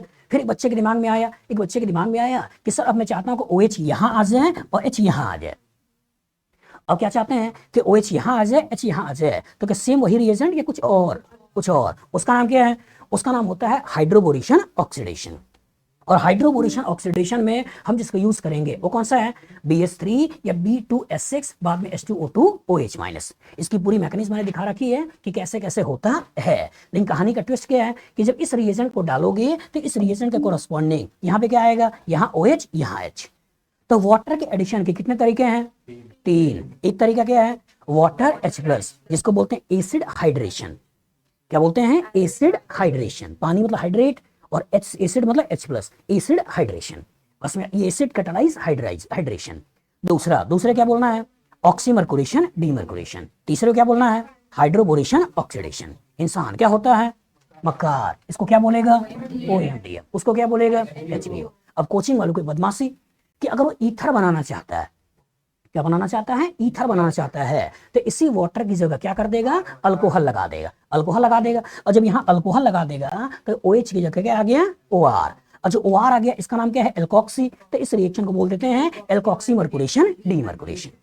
बस में आगे, तो जब यहाँ पे मरकरी एसीटेट के साथ वाटर होगा तो रिएक्शन का नाम है ऑक्सीमर्कुरेशन डीमर्कुरेशन। लेकिन जब आपके पास यहाँ पे अल्कोहल होगा मरकरी एसीटेट के साथ, तो इस केस में क्या बोलना है, एल्कोक्सीमर्कुरेशन डीमर्कुरेशन। बस में आगे, मतलब वाटर के एडिशन के 3 तरीके हैं, water S+, ऑक्सीमर्कुरेशन demercuration, hydroboration oxidation. बस में आगे, लेकिन अगर यहीं पे चाहते हो कि OR आ जाए तो इसका नाम क्या हो गया, एल्कोक्सीमर्कुरेशन डीमर्कुरेशन। कोचिंग वालों की एक और बदमाशी होती है कि अगर इस पर्टिकुलर के ऊपर BH3 डाल दें या B2S6 डाल दें, लेकिन बाद में क्या डालें, acetic acid, specific acetic acid. तो अगर स्पेसिफिक एसिड डालें तो यहाँ H और H हुआ, तो H आया तो इसको क्या बोलते हैं, रिडक्शन। और जब रिडक्शन हुआ इसकी कॉरेस्पॉन्डिंग अल्कीन से क्या बना दिया, अल्कीन बना दिया। बस में आगे, तो ओवरऑल अगर ये हाइड्रोजन का एडिशन है, रिडक्शन है, लेकिन वाटर के एडिशन में 3 नाम आया। एक कौन सा आया, एसिड हाइड्रेशन। दूसरा कौन सा है, ऑक्सीमर्कुरेशन डीमर्कुरेशन। तीसरा कौन सा है, हाइड्रोबोरेशन ऑक्सीडेशन। अब बहुत सारे कोचिंग वाले, बहुत सारे टीचर इसको गलत बताते हैं, ठीक है। इस वाले की तो कहानी ठीक ठाक सुना लेते हैं। सोच के बताइए, क्या ये इलेक्ट्रोफिलिक एडिशन है या नहीं है ना। इलेक्ट्रोफाइल वही अटैक हो रहा है जहां हाइड्रोजन ज्यादा है, और न्यूक्लियोफाइल वही अटैक कर रहा है जहां हाइड्रोजन कम है। सिंपल मार्कोनिकफ लगा दिया। बस में आगे, इलेक्ट्रोफिलिक एडिशन रिएक्शन है। इसको ध्यान से सोच के बताओ कि क्या ये रिएक्शन मार्कोनिकफ है या नहीं है। हमारे दिमाग में बैठा होता है कि H का मतलब प्रोटॉन, लेकिन ये प्रोटॉन नहीं है बल्कि क्या है, हाइड्राइड। सोचो यहाँ पे है क्या, BH3, तो इलेक्ट्रोफाइल वहीं जुड़ रहा है जहां हाइड्रोजन ज्यादा है, और न्यूक्लियोफाइल वहीं जुड़ रहा है जहां हाइड्रोजन कम है। बस में आगे, तो ये भी आपका जो रिएक्शन है, ये रिएक्शन में कौन सा है, इलेक्ट्रोफिलिक एडिशन रिएक्शन है। लेकिन इसका जो प्रोडक्ट है वो रिजेंबल करता है एंटी मार्कोनिकफ, मतलब प्रोडक्ट रिजेंबल करता है एंटी मार्कोनिकफ, लेकिन कॉन्सेप्ट कौन सा है, मार्कोनिकफ। बस में आगे, तो अभी तक जितने भी रिएक्शन देखे, कितने रिएक्शन देखे, 11, इस सारे के सारे रिएक्शन कौन से हैं, इलेक्ट्रोफिलिक एडिशन रिएक्शन है। बताओ पहला कौन सा है, HX, दूसरा वाटर S+, तीसरा अल्कोहल H+, चौथा हेलोजिनेशन, पांचवा अलग अलग हेलोजिनेशन, छठा NOx, सातवां HOx, आठवां ऑक्सीमर्कुरेशन डीमर्कुरेशन, नवा एल्कोक्सीमर्कुरेशन डीमर्कुरेशन, फिर हाइड्रोबोरेशन ऑक्सीडेशन, फिर हाइड्रोबोरेशन रिडक्शन। बस में आगे, तो जितने भी आपने रिएक्शन देखे वो सारे के सारे रिएक्शन कौन से हैं, इलेक्ट्रोफिलिक एडिशन रिएक्शन है। एक बार फिर से देख लो, पहला HX, दूसरा वाटर H+। बोलना जरूरी है, क्या केवल वाटर अल्कीन हो तो आपस में रिएक्शन होगा, नहीं। अल्कीन मतलब पैसा और lone pair of electron, water का मतलब ही पैसा। तो क्या 2 अमीर आपस में रिएक्शन करेंगे, नहीं। मतलब ये हुआ कि वाटर H+, अल्कोहल H+। तो पहला रिएक्शन कौन सा है, HX, दूसरा वाटर H+, तीसरा अल्कोहल H+। इन तीनों की खासियत क्या है, कार्बोकेटायन बनाना है, रीअरेंजमेंट कराना है। चौथा हेलोजिनेशन, पांचवा अलग अलग हेलोजिनेशन, छठा NOx, सातवां HOx। इन चारों का खासियत क्या है, कार्बोकेटायन नहीं बनाना है, रीअरेंजमेंट नहीं करना है, और एंटी एडिक्शन सोचना है। मतलब इसकी अच्छे क्वेश्चन आते हैं स्टीरियोकेमिस्ट्री से, इनके अच्छे क्वेश्चन आते हैं कार्बोकेटायन के रीअरेंजमेंट से। अब वाटर के एडिशन के 2 तरीके, एक कौन सा है, ऑक्सीमर्कुरेशन डीमर्कुरेशन, एक कौन सा है, hydroboration oxidation. Along with that, coaching वालों की बदमाशी, एल्कोक्सीमर्कुरेशन डीमर्कुरेशन भी और हाइड्रोबोरेशन रिडक्शन भी। अब कहानी में किरदार क्या है कि सारे किरदार में अभी तक आपने एक ही डबल बॉन्ड लिया था, अब कहानी में आगे एक से ज्यादा डबल बॉन्ड हो जाए, और एक से ज्यादा डबल बॉन्ड हो जाए और एक कंजुगेशन हो जाए, रेजोनेंस हो जाए, तब क्या होगा, तो तब क्या होगा, इसका अटैक किया, कार्बोकेटायन बनाया। लेकिन कार्बोकेटायन बनाया तो क्या रेजोनेंस में है, नहीं है, रेजोनेंस में है, तो इसका नया रेजोनेटिंग स्ट्रक्चर भी बनाया। अब जो न्यूक्लियोफाइल है वो न्यूक्लियोफाइल यहाँ भी अटैक कर सकता है और न्यूक्लियोफाइल यहाँ भी अटैक कर सकता है। तो अगर वो यहाँ अटैक किया तो 1 पे इलेक्ट्रोफाइल, 2 पे न्यूक्लियोफाइल, और अगर यहाँ अटैक किया तो 1 पे इलेक्ट्रोफाइल, 4 पे न्यूक्लियोफाइल। तो इस एडिशन को बोलते हैं 1-2 एडिशन है, और इस एडिशन को बोलते हैं 1-4 एडिशन है। तो जब कहानी में कंजुगेशन आएगा, तो 2 तरह के रिएक्शन आएंगे, एक जिसका इंटरमीडिएट ज्यादा स्टेबल है लेकिन प्रोडक्ट कम स्टेबल है। इसमें देखो, इसमें कितने हाइपर कंजुगेशन है, 3, साथ में रेजोनेंस। Secondary carbocation. इसमें कितने, इसमें resonance, no additional hyperconjugation, और ये भी प्राइमरी। तो इसका ये कार्बोकेटायन ज्यादा स्टेबल है, ये कार्बोकेटायन कम स्टेबल है। लेकिन प्रोडक्ट में देखो, जब इस डबल बॉन्ड को घेरा तो केवल एक हाइड्रोजन मतलब एक हाइपर कंजुगेशन, और इस डबल बॉन्ड को घेरा तो 3 और 2 5 हाइड्रोजन मतलब 5 हाइपर कंजुगेशन। तो ये ज्यादा स्टेबल है और ये कम स्टेबल है। तो बच्चा फंस गया कि ई का इंटरमीडिएट ज्यादा स्टेबल है लेकिन प्रोडक्ट कम स्टेबल है, और ई का इंटरमीडिएट कम स्टेबल है लेकिन प्रोडक्ट ज्यादा स्टेबल है। तो जिसका इंटरमीडिएट ज्यादा स्टेबल हो उस रिएक्शन को क्या बोलते हैं, काइनेटिकली कंट्रोल्ड रिएक्शन। लेकिन जिसका प्रोडक्ट ज्यादा स्टेबल हो, कुछ समय के लिए भले ही इंटरमीडिएट कम स्टेबल है, किसी का प्रोडक्ट ज्यादा स्टेबल है, उसको क्या बोलते हैं, थर्मोडायनेमिकली कंट्रोल्ड रिएक्शन। मतलब आज जो हम मेहनत कर रहे हैं ये मेहनत आज के लिए है, फ्यूचर के लिए है। तो फ्यूचर की स्टेबिलिटी ज्यादा इंपॉर्टेंट होती है, करंट की स्टेबिलिटी कम इंपॉर्टेंट होती है। तो फ्यूचर की स्टेबिलिटी को बोलते हैं आपका थर्मोडायनेमिकली कंट्रोल्ड रिएक्शन, और करंट की स्टेबिलिटी को बोलते हैं काइनेटिकली कंट्रोल्ड रिएक्शन। जैसे आप यहां से जा रहे हो और अचानक 1 लाख रुपए मिल जाए, बस में आगे खुशी या गम, खुशी, तुरंत सारे सपने याद आ जाएंगे कि क्या क्या कितने दिनों से नहीं खाया है और क्या क्या कितने दिनों से नहीं किया है, बस में आगे। लेकिन जो ही यहां से आगे बढ़ते रहोगे सपने सजोते हुए, तो आपके अंदर का जो अच्छा इंसान है वो भी क्या होगा, जगेगा। जगेगा ना कि गंगा नहा के आए हैं, अब पाप नहीं करना है, लाख रुपए आए हैं, किसी का होगा वो परेशान हो रहा होगा, क्या करें, लौटा दें, बस में आगे। और जो ही अंदर से आए कि लौटा दें, लौटा दें, तो जो बुरा इंसान है वो भी जगेगा। वो क्या बोलेगा, क्यों लौटाएं, इतने सारे लोग हैं, उन्होंने पैसा ले लिया, ये कर दिया, वो कर दिया, मकान मालिक एक दिन में पैसा ले लेता है, एक्स्ट्रा ले लेता है, सर को भी देना है, उनको भी देना है सब दिमाग में आने लगेगा। तो मन क्या करेगा, नो लौटाएं, बस में आगे। लेकिन जैसे जैसे आगे बढ़ते रहोगे तो अच्छा बुरा इंसान आपस में लड़ता रहेगा, और एक इनविजिबल सी लाइन होती है, बस इसी को पार करना होता है। एक बार अगर आप बेईमान हो गए तो होगा गया, बेईमान हो जाओगे। लेकिन अगर बेईमान नहीं हुए, इसके अंदर रह गए, तो इसका ईमानदार बने रहोगे। तो सोचो, मान लो आपके पुराना जो इतिहास है, पुराने पितरों का, पूर्वजों का जो अच्छा खासा आपके अंदर आया हुआ है गुण, उस गुण ने बोला कि भाई लौटा दे, बस में आगे, और आपने उससे बुलाया, बुलाकर पैसा दे दिया, तो क्या लाइफ लॉन्ग सुकून देगा या नहीं देगा। तो जो लाइफ लॉन्ग सुकून देगा कि उस समय पैसा दिया जिस समय उस पैसे की सबसे ज्यादा जरूरत थी, बस में आगे, तो लाइफ लॉन्ग सुकून देगा। फ्यूचर में तो पैसा कमा ही लोगे आप, बस में आगे। तो लाइफ लॉन्ग सुकून देना उसको क्या बोलते हैं, थर्मोडायनेमिकली कंट्रोल्ड रिएक्शन। लेकिन गलती से आईफोन खरीद लिया होता और अगर उसको देख रहे होते तो बार बार अंदर से जो दिमाग होता वो क्या कहता, तेरा नहीं है, बस में तेरा नहीं है। और गलती से जाके अच्छा खाना खा लिया होता, पेट खराब हो गया होता तो और बदमाशी कि यार मेरा था ही नहीं, बस में आगे। तो इसका मतलब ये हुआ कि जो कुछ समय की खुशियां दे होते हैं काइनेटिक्स, और जो लाइफ लॉन्ग खुशियां दे उसको बोलते हैं थर्मोडायनेमिक्स।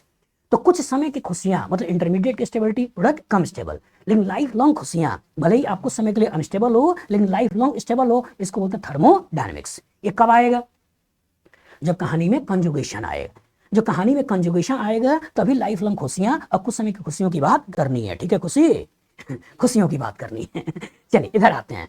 अब टेम्परेचर, कि अगर वो लो टेम्परेचर है, लो टेम्परेचर है, तो लो टेम्परेचर में हमको बोलना है काइनेटिकली कंट्रोल्ड प्रोडक्ट मेजर, और जब हाई टेम्परेचर होगा या रूम टेम्परेचर होगा उस केस में बोलना है थर्मोडायनेमिकली कंट्रोल्ड मेजर।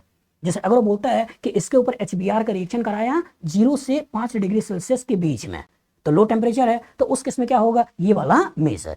लेकिन अगर वो कहता है कि इसके ऊपर HBr का रिएक्शन करना है रूम टेम्परेचर पे या हाई टेम्परेचर पे, 40 डिग्री सेल्सियस टेम्परेचर है, तो उस केस में क्या होगा, यहां से यहां पहुंचा देना है, फिर इसके बाद रिएक्शन कर देना है, बस में आगे। तो हाई टेम्परेचर रूम टेम्परेचर पे ये वाला मेजर और लो टेम्परेचर पे ये वाला मेजर। बताओ क्वेश्चन लगा लोगे, बस में आगे।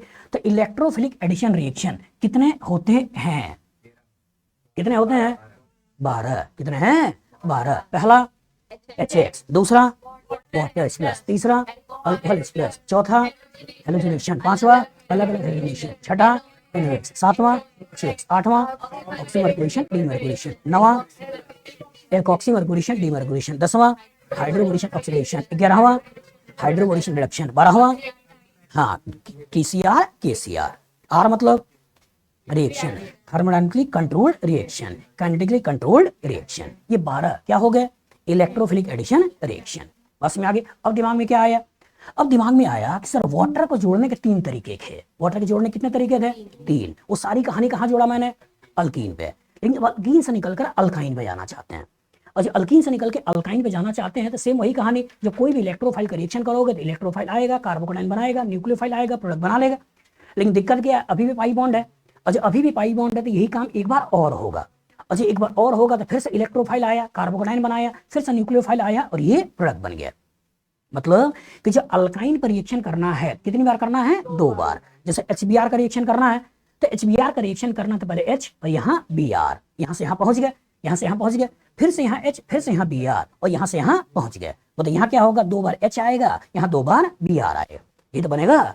और यहाँ पे Br क्यों आएगा? यहाँ पे Br इसलिए आएगा कि यहाँ जो लोन पेयर है रेजोनेंस की स्टेबिलिटी दे रहा होगा, तो यहीं का कार्बोकेटाइन ज्यादा स्टेबल होगा, इसलिए यहीं पर अटैक होगा। मतलब कि ये जो कहानियां आपने देखी हैं इन सब में यहाँ है क्या? सब में यहाँ लोन पेयर ऑफ इलेक्ट्रॉन है, और सब में यहाँ लोन पेयर ऑफ इलेक्ट्रॉन है। इसका मतलब कि हमें जब भी अल्काइन के ऊपर रिएक्शन करना है तो एक ही कार्बन पे दोनों न्यूक्लियोफाइल को लेकर आना है और एक ही कार्बन पे दोनों इलेक्ट्रोफाइल को लेकर आना है। बस में आगे, क्योंकि यहाँ जब न्यूक्लियोफाइल आएगा, न्यूक्लियोफाइल आया तो क्या रेजोनेंस की स्टेबिलिटी देगा या नहीं देगा? देगा। तो एक ही कार्बन पे दोनों न्यूक्लियोफाइल और एक ही कार्बन दोनों इलेक्ट्रोफाइल। लेकिन दिक्कत ये होती है कि जब वाटर को जोड़ा तो एक ही कार्बन क्या आने वाला है? 2 OH। अच्छा एक ही कार्बन 2 OH आएगा तो क्या वो सिस्टम स्टेबल होगा? अनस्टेबल होगा? अनस्टेबल। तो यहीं से वाटर निकल जाता है और जब वाटर निकल जाता है तो C++O बन जाता है। तो जब अल्काइन पे वाटर को जोड़ना होता है, जब अल्काइन पे वाटर को जोड़ना होता है तो उस केस में हम अलग से रिएजेंट लेके चलते हैं। वो कौन सा है? Dilute sulphuric acid mercury sulphate. मतलब अभी तक जो भी काम कर रहे थे वो केवल पानी और सल्फ्यूरिक एसिड से हो जा रहा था, लेकिन जब अल्काइन पर रिएक्शन करना होता है तो साथ में क्या डालते हैं? मरकरी सल्फेट, कि जिससे कि साइक्लिक मर्कोरिनियम आयन बनता है और उसके वाटर अटैक करता है। और सोचिए अगर यहाँ वाटर को जोड़ दिया तो होगा कि HOH और वाटर को निकाल दो तो क्या यहाँ कीटोन बन गया? ये नहीं बन गया? बन गया। रियल मैकेनिज्म में क्या होती है कि रियल मैकेनिज्म में इस पर्टिकुलर अल्काइन पे यहाँ पे जोड़ा H और यहाँ जोड़ा OH, ऐसा बना दिया। और इसकी कहानी में क्या बन गया? CH3 C++CH2 और यहाँ हो गया OH। अब ये क्या होगा? टॉटोमराइज कर जाएगा और टॉटोमराइज करके ये कहीं ना कहीं यही बना देगा। तो सिंपल से पिक्चर के लिए भी दिमाग बैठा सकते हो कि HOH लगा दें, वाटर को निकाल दें और वाटर को निकाल कर ये बना लें। तो एक ही कार्बन पे 2 OH कहाँ कहाँ आएंगे? एक ही कार्बन 2 OH एक बार यहाँ आने वाला है और एक बार यहाँ आने वाला है। बस में आगे, मतलब कि अगर कभी अल्काइन पे HOCl का रिएक्शन करा दे, अल्काइन पे HOCl का रिएक्शन करा दे तो होगा क्या? यहाँ Cl, यहाँ OH, फिर यहाँ Cl, फिर यहाँ OH, तो क्या एक ही कार्बन 2 OH आया या नहीं आया? आया। वाटर निकाल दो, अब वाटर निकाल के C++O बना दो। इसी तरीके से अगर एसिड हाइड्रेशन करा रहा है, साथ में मरकरी सल्फेट डाल रहा है, तो यहाँ H, यहाँ OH, यहाँ H, यहाँ OH, एक ही कार्बन 2 OH, वाटर निकला, तो क्या यहाँ से कीटोन बना या नहीं बना? बना। तो इलेक्ट्रोफिलिक एडिशन 12 अल्कीन पे देख रहे थे और इलेक्ट्रोफिलिक एडिशन का एक और जो अल्काइन पे देख रहे हो वो किसको लेकर? Dilute sulphuric acid mercury sulphate. मतलब जो अल्काइन पे पानी जोड़ना होगा, क्या होगा कि जहां कहीं डाइल्यूट सल्फ्यूरिक एसिड साथ मरकरी सल्फेट लिखा है तो एकदम क्लियर कट पिक्चर दिमाग में बैठा लीजिएगा कि अल्काइन का रिएक्शन है, अल्कीन का रिएक्शन नहीं है। बस में आगे, तो इलेक्ट्रोफिलिक एडिशन रिएक्शन कितने हो गए? 13। पहला HX, सीक्वेंस में याद करो, पहला HX, दूसरा तीसरा चौथा हेलोजिनेशन, पांचवा अलग अलग हेलोजिनेशन, छठा NX, सातवां HX, आठवां ऑक्सीमर्कुरेशन डीमर्कुरेशन, नवा एल्कोक्सीमर्कुरेशन demercuration, 10वां hydroboration oxidation, 11वां hydroboration reduction और ये 12वां PCR KCR और 13वां कौन सा है? Dilute sulphuric acid mercury sulphate. बस में आगे, अब बच्चे के पास जो एक्स्ट्रा चीज है दिमाग वो फिर से चला कि सर वाटर जोड़ने के 3 तरीके दिखाए। वाटर जोड़ने कितने तरीके हैं? 3। एक वाटर H+, इससे रीअरेंजमेंट हो रहा था, एक ऑक्सीमर्कुरेशन डीमर्कुरेशन और एक हाइड्रोबोरेशन ऑक्सीडेशन। अब कहानी में ट्विस्ट आया कि सर अभी तक आपने H को यहां जोड़ा था, Br को यहां जोड़ा था, लेकिन अब मैं चाहता हूं कि Br को तुम यहां जोड़ो, H को यहां जोड़ो। बस में आगे, Br को यहां जोड़ो, H को यहां जोड़ो। अब क्या करें? Anti Markovnikov. तो वही जो आपका नेक्स्ट वाला आने वाला है वो कहानी किसकी है? वो कहानी आपकी है, आपकी HBr पेरोक्साइड। अच्छा HBr पेरोक्साइड होगा तो होगा क्या? यहाँ पे बेंजोइल पेरोक्साइड लेते हैं, यही बेंजोइल पेरोक्साइड A11BC के पास लोन पेयर रेजोनेंस इधर गया, A11BC के पास लोन पेयर रेजोनेंस इधर गया, जिसकी वजह से बड़े आराम से टूट जाता है, ये फ्री रेडिकल बन जाता है, कार्बन डाइऑक्साइड निकल जाता है, पीएच फ्री रेडिकल बन जाता है। पीएच फ्री रेडिकल फिर से HBr को तोड़ देता है और तोड़कर Br फ्री रेडिकल बना दिया। तो जो अटैक करने वाले स्पीसीज है वो कौन है? Free radical. अब यही फ्री रेडिकल अल्कीन पे अटैक करता है और अल्कीन पे अटैक करके जब यहाँ Br को जोड़ के फ्री रेडिकल बनाओगे सेकेंडरी बनेगा, और अगर Br को यहाँ जोड़ते फ्री रेडिकल बनाते तो प्राइमरी बनता। तो ये वाला फ्री रेडिकल ज्यादा स्टेबल इसलिए बन जाता है, बाद में H फ्री रेडिकल को लेकर ये अल्काइल ब्रोमाइड बना देता है। तो इसकी मैकेनिज्म इलेक्ट्रोफिलिक है, फ्री रेडिकल है।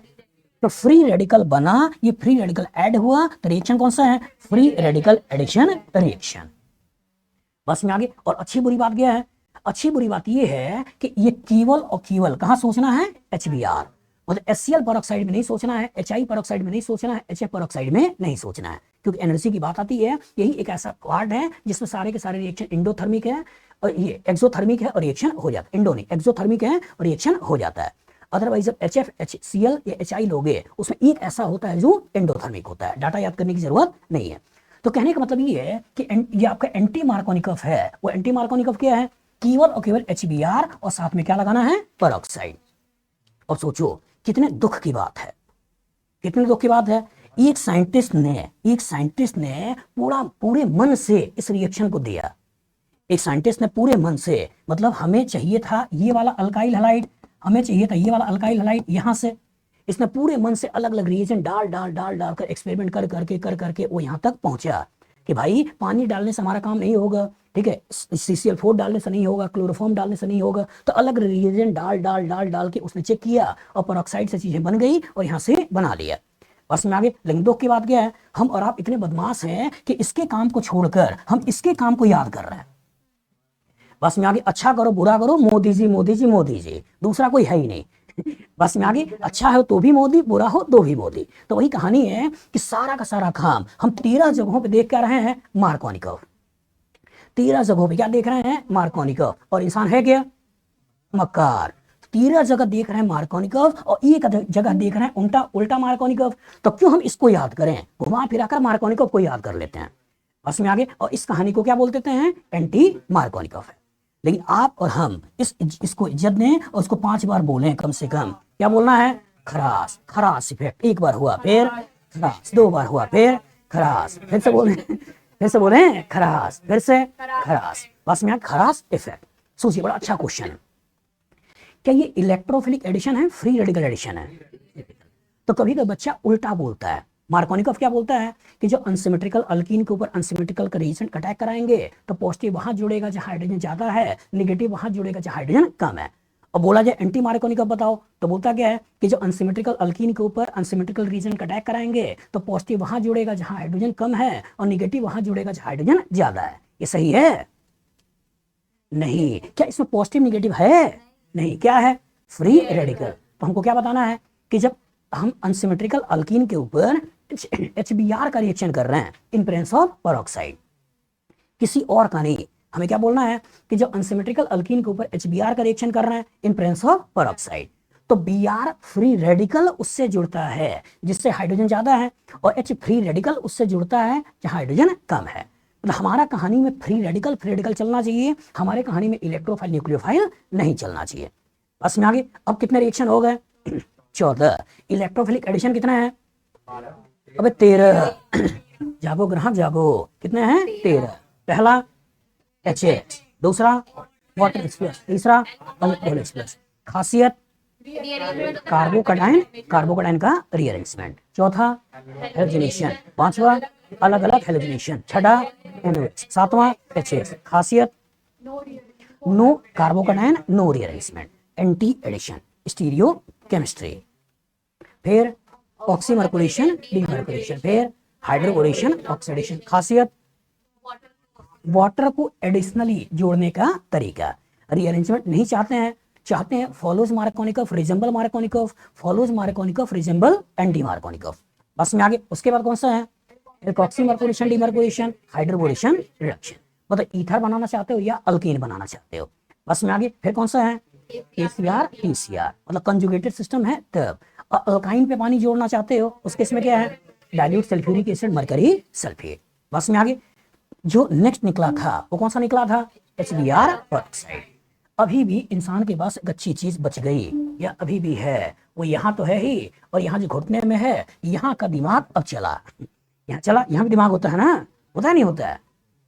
होता है नहीं? बोलो यार नहीं होता है, यही होता है। जो बोला बोलो हाँ होता है, ठीक है। चलिए अब यहाँ वाला दिमाग फिर चला। उसने क्या सोचा? उसने सोचा कि यार जितना भी सर ने रिएक्शन कराया वो सब यहीं पे कराया, ये रह गया। कुछ करो कि यहां भी हो जाए। अब हम चाहते हैं कि बी आर यहां आए। अब क्या चाहते हैं हम, बी आर यहां चाहते हैं। पहले बी आर यहां चाहा, वो कौन सा है, मार्कोनी कर्व। हमने बी आर यहां लाया, वो कौन सा है, एंटी मार्कोनी कर्व। अब बी आर यहां चाहते हैं, और जब यहां चाहते हैं मतलब क्या है, सिग्मा तोड़ना चाहते हैं और नया सिग्मा बनाना चाहते हैं। और सिग्मा तोड़ना चाहते हैं और नया सिग्मा बनाना चाहते हैं, तो उसकी कहानी में जो आएगा वो दो रिएजेंट आएंगे। एक रिएजेंट कौन सा है, एनबीएस, दूसरा कौन सा है, ब्रोमीन हाई टेम्परेचर। तो जब एनबीएस डालोगे, कौन सा है, एनबीएस डालोगे, तो एनबीएस होता क्या है, एन ब्रोमो सक्सिनिमाइड। तो एन ब्रोमो सक्सिनिमाइड में बड़े आराम से टूट जाता है, फ्री रेडिकल बन जाता है। सीओ का वजह से नाइट्रोजन का फ्री रेडिकल बड़े आराम से ऑक्सीजन के पास पहुंच जाता है और ज्यादा स्टेबिलिटी मिल जाती है। इसलिए बॉन्ड बड़े आराम से टूट के क्या बना लेता है, बी आर फ्री रेडिकल। तो जब भी कभी एलाइलिक, एलाइलिक मतलब कार्बन कार्बन डबल बॉन्ड के बगल वाले कार्बन पे हाइड्रोजन, और जब भी कभी बेंजाइलिक मतलब बेंजीन के बगल वाले कार्बन पे हाइड्रोजन। तो जब भी कभी एलाइलिक हाइड्रोजन या बेंजाइलिक हाइड्रोजन को ब्रोमीन से रिप्लेस करना है, जब भी कभी एलाइलिक या बेंजाइलिक हाइड्रोजन को ब्रोमीन से रिप्लेस करना है, क्या यूज करना है, एनबीएस। बस में आगे कभी एक से ज्यादा बेंजाइलिक पोजीशन हो जाए या एक से ज्यादा एलाइलिक पोजीशन हो जाए, तो मेजर कौन सा होगा, जहां से फ्री रेडिकल ज्यादा स्टेबल होगा। तो यहाँ का जब फ्री रेडिकल बनाएंगे तो इनका हाइपर कंजुगेशन मिलने वाला है, और यहाँ फ्री रेडिकल बनाएंगे तो कोई एडिशनल हाइपर कंजुगेशन नहीं मिलने वाला है। तो ऊपर का फ्री रेडिकल ज्यादा स्टेबल है, नीचे का फ्री रेडिकल ज्यादा स्टेबल, तो इसलिए ये वाला मेजर देगा और ये वाला माइनर देगा। कभी कभी कोचिंग में और एडवांस में भी ऐसा क्वेश्चन पूछा है कि कभी मान लो ऐसा दे दिया और इसके ऊपर कह दिया कि एनबीएस का रिएक्शन कराओ और सारी की सारी पॉसिबिलिटी बताओ क्या क्या हो सकता है। तो हो सकता है बच्चा केवल यहाँ पे और यहाँ पे बी आर जोड़ते हुए चला आएगा, लेकिन दिक्कत क्या है कि ये जो फ्री रेडिकल बना, क्या रेजोनेंस में है, नहीं है।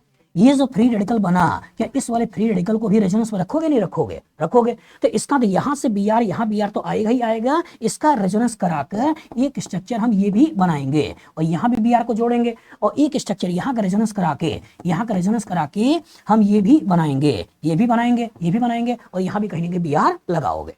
तो अगर स्टीरियो केमिस्ट्री को थोड़ी देर के लिए छोड़ दें तो बी आर यहाँ भी आएगा, बी आर यहाँ भी आएगा, बी आर यहाँ भी आएगा, बी आर यहाँ भी आएगा। बस में आगे। तो अगर एक से ज्यादा फ्री रेडिकल बनता हो तो सारे फ्री रेडिकल बना लो, और ये भी चेक करो कि क्या कहीं रेजोनेंस से कोई नया तो नहीं बन रहा है, और अगर नया बन रहा है तो उनको भी बनाओ और उनको बना के फिर उसके ऊपर बी आर को लगाओ। तो जब क्वेश्चन में ऑल पॉसिबल पूछे कि सारी कहानियां सोचनी है, और जब मेजर पूछे तो एक सोचो कि कहां से बनने वाला फ्री रेडिकल ज्यादा स्टेबल है और वहीं पे बी आर को लगा दो। बस में आगे। ये कौन सा रिएक्शन है, 15वां। कभी कभी कोचिंग वाले इससे भी निकल जाते हैं और एनबीएस की जगह NCS कर देते हैं। ये क्या होता है, एन क्लोरोसक्सिनिमाइड। तो जब क्लोरीन लगाना होगा तो NCS और ब्रोमीन लगाना हो तो NBS, लेकिन हमारे काम का जो है वो कौन सा है, NBS, ना कि NCS। इसलिए काम का नहीं होता है क्योंकि यहाँ पे जो क्लोरीन और नाइट्रोजन होगा, यहाँ 3p 2p ऑर्बिटल की ओवरलैपिंग होगी, और जब यहाँ ब्रोमीन और नाइट्रोजन होगा तो 4p 2p ऑर्बिटल की ओवरलैपिंग होगी। तो 4p 2p बड़े आराम से टूट जाता है as compare to 3p 2p। बस में आगे। इसलिए जितने भी क्वेश्चन देखोगे वो किसके कॉरस्पॉन्डिंग दिखेगा, वो दिखेगा एनबीएस के कॉरस्पॉन्डिंग। बस में आगे। अब एनबीएस नहीं है और चाहते यही हो कि यहाँ का और यहाँ का हाइड्रोजन हटे और उसकी जगह बी आर आए, तो उस केस में क्या करते हैं, ब्रोमीन हाई टेम्परेचर। वही सब कहानी दिखा रखी है, ठीक है। ये एक अच्छा क्वेश्चन है। अगर मान लो इसके ऊपर एनबीएस का रिएक्शन कर दे तो बच्चा क्या करेगा, यहाँ पे बी आर को लगा देगा, खुशी खुशी चला आएगा। लेकिन दिक्कत क्या है कि ये जब फ्री रेडिकल बनेगा इसमें क्रॉस कंजुगेशन है, लेकिन अगर मैं इसका रेजोनेंस करा के यहाँ फ्री रेडिकल बना दूं, ये क्या है, लीनियर कंजुगेशन है। तो इसके कॉरस्पॉन्डिंग मेजर और इसके कॉरस्पॉन्डिंग माइनर। तो यहाँ जब बी आर लगाओगे वो मेजर होगा, यहाँ बी आर लगाओगे वो माइनर होगा।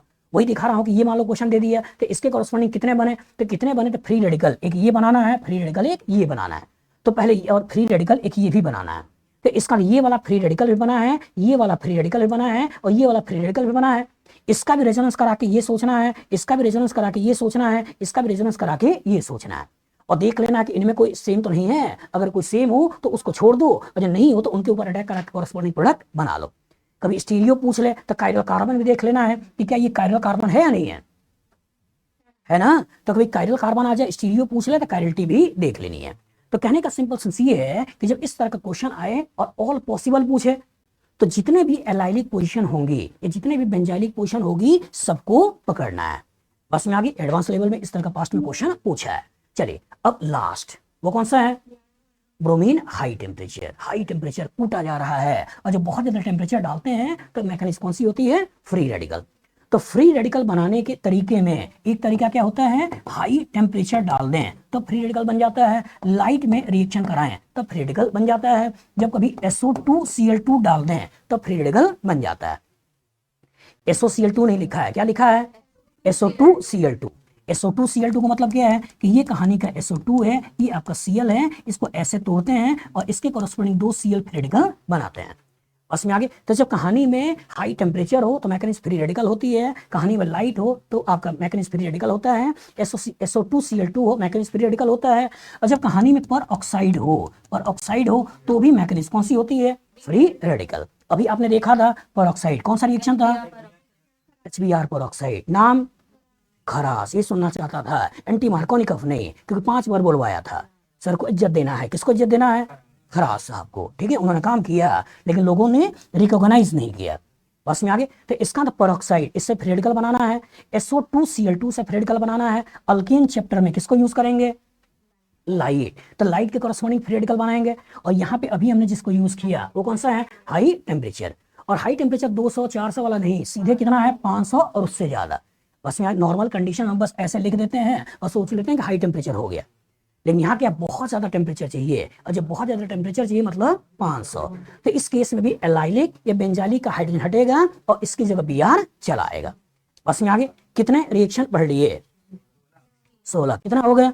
16। बोलो, पहला HX, दूसरा वाटर H+, तीसरा अल्कोहल H+। सॉरी बोल भाई, वरना सौर्यता गायब हो जाएगी। हाँ चल फिर से बोलते हैं, पहला सौर्यता कुछ होता है? नहीं होता नहीं होता है। सौर्य मतलब काफी वो, मतलब पराक्रम, ये होता है ना, ठीक है, उसी से लाए चलिए, पहला कौन सा है? HX, दूसरा वाटर। बोल भाई, ऐसा नहीं कि याद हो गया था बोलना ही छोड़ दें। चलिए हो सकता है कटुता आ जाएगी झगड़ा कर लोगे आपस में तुम लोग। चलो, पहला कौन सा है? दूसरा वाटर H+, तीसरा अल्कोहल H+, चौथा, पांचवा, छठा, सातवां, आठवां, बोलो भाई, नौवां, 10वां, 11वां, 12वां, 13वां, याद करना है, 14वां, 15वां NBS, और लास्ट 16वां ब्रोमीन हाई टेम्परेचर। बताओ कितने सा क्वेश्चन आएगा, लगा लोगे? चलिए कुछ क्वेश्चन करते हैं, चलिए ध्यान से देखिएगा। बता बेटा तू ही, अल्कीन है, यहाँ पे अल्कीन में OCH3 है, अल्कीन में CH3 है, यहाँ Cl है, यहाँ CH2 है। अब पूछ रहा है correct order for electrophilic addition reaction of the given compound follows. Concept क्या है? यहाँ ज्यादा पैसा है, तो इसे CH2 को अगर मैं ऐसे लिख दूं कि यहाँ H लगा है तो H क्या हो गया? रेफरेंस वैल्यू, क्यों नहीं पैसा खींच रहा है, नहीं दे रहा है। यहाँ पे OCH3 क्या है? यहाँ OCH3 क्या है? प्लस M से पैसा दे रहा है। CH3 क्या है? हाँ, HC वर्मा सर को इज्जत दें, ठीक है, प्लस HC से पैसा जा रहा है, Cl - I, यहाँ CHO क्या है? -M, यही देखना है। बताओ सबसे ज्यादा पैसा कहाँ है? सेकंड को देखो कहाँ है? सेकंड यहाँ है और सेकंड यहाँ है, उसके बाद हाँ सेकंड के बाद थर्ड यहाँ क्या है? 4, यही बना लोगे।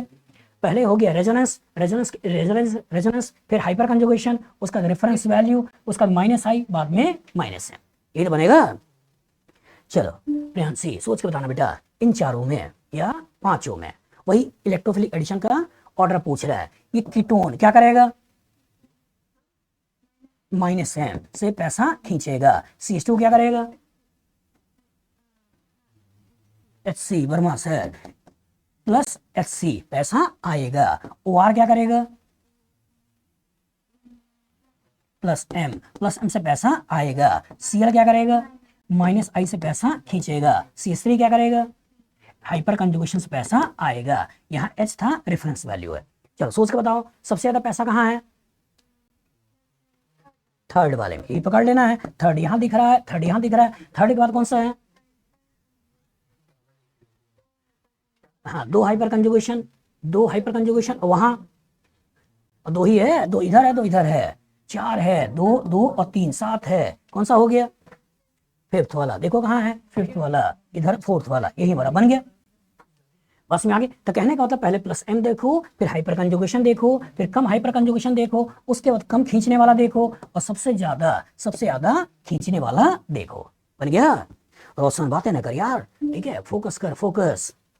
चलिए बता भाई, इसमें correct order for electrophilic addition reaction of the given compound follows.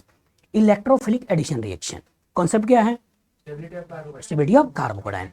ठीक है, यहाँ पे जो कार्बोकेटायन बनाओगे, ये कार्बोकेटायन कुछ ऐसा बनेगा, ये जो कार्बोकेटायन बनाओगे, ये कार्बोकेटायन कुछ ऐसा बनेगा, ये जो कार्बोकेटायन बनाओगे, ये कार्बोकेटायन कुछ ऐसा बनेगा, ये जो कार्बोकेटायन बनाओगे, ये कार्बोकेटायन कुछ ऐसा बनेगा, ये बनेगा। अब सोच के बताओ, इन सब में सबसे ज्यादा स्टेबल कार्बोकेटायन कौन सा है? पहला, दूसरा, तीसरा, चौथा?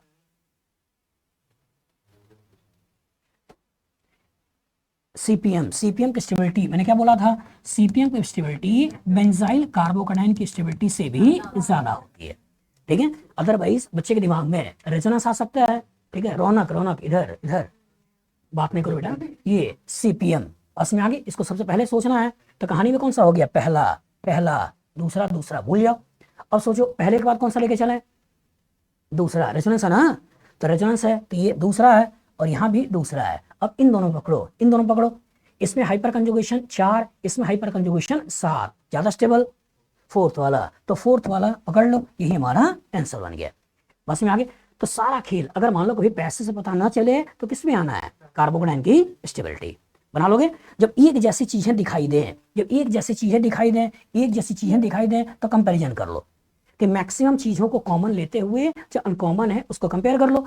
लेकिन जब एक जैसी चीजें ना दिखे, कुछ अंतर दिखाई दे, तो तुम कार्बोकेटायन की स्टेबिलिटी पे आ जाओ कि जिससे बनने वाला कार्बोकेटायन ज्यादा स्टेबल होगा, उसके corresponding rate of electrophilic addition बढ़ जाएगा।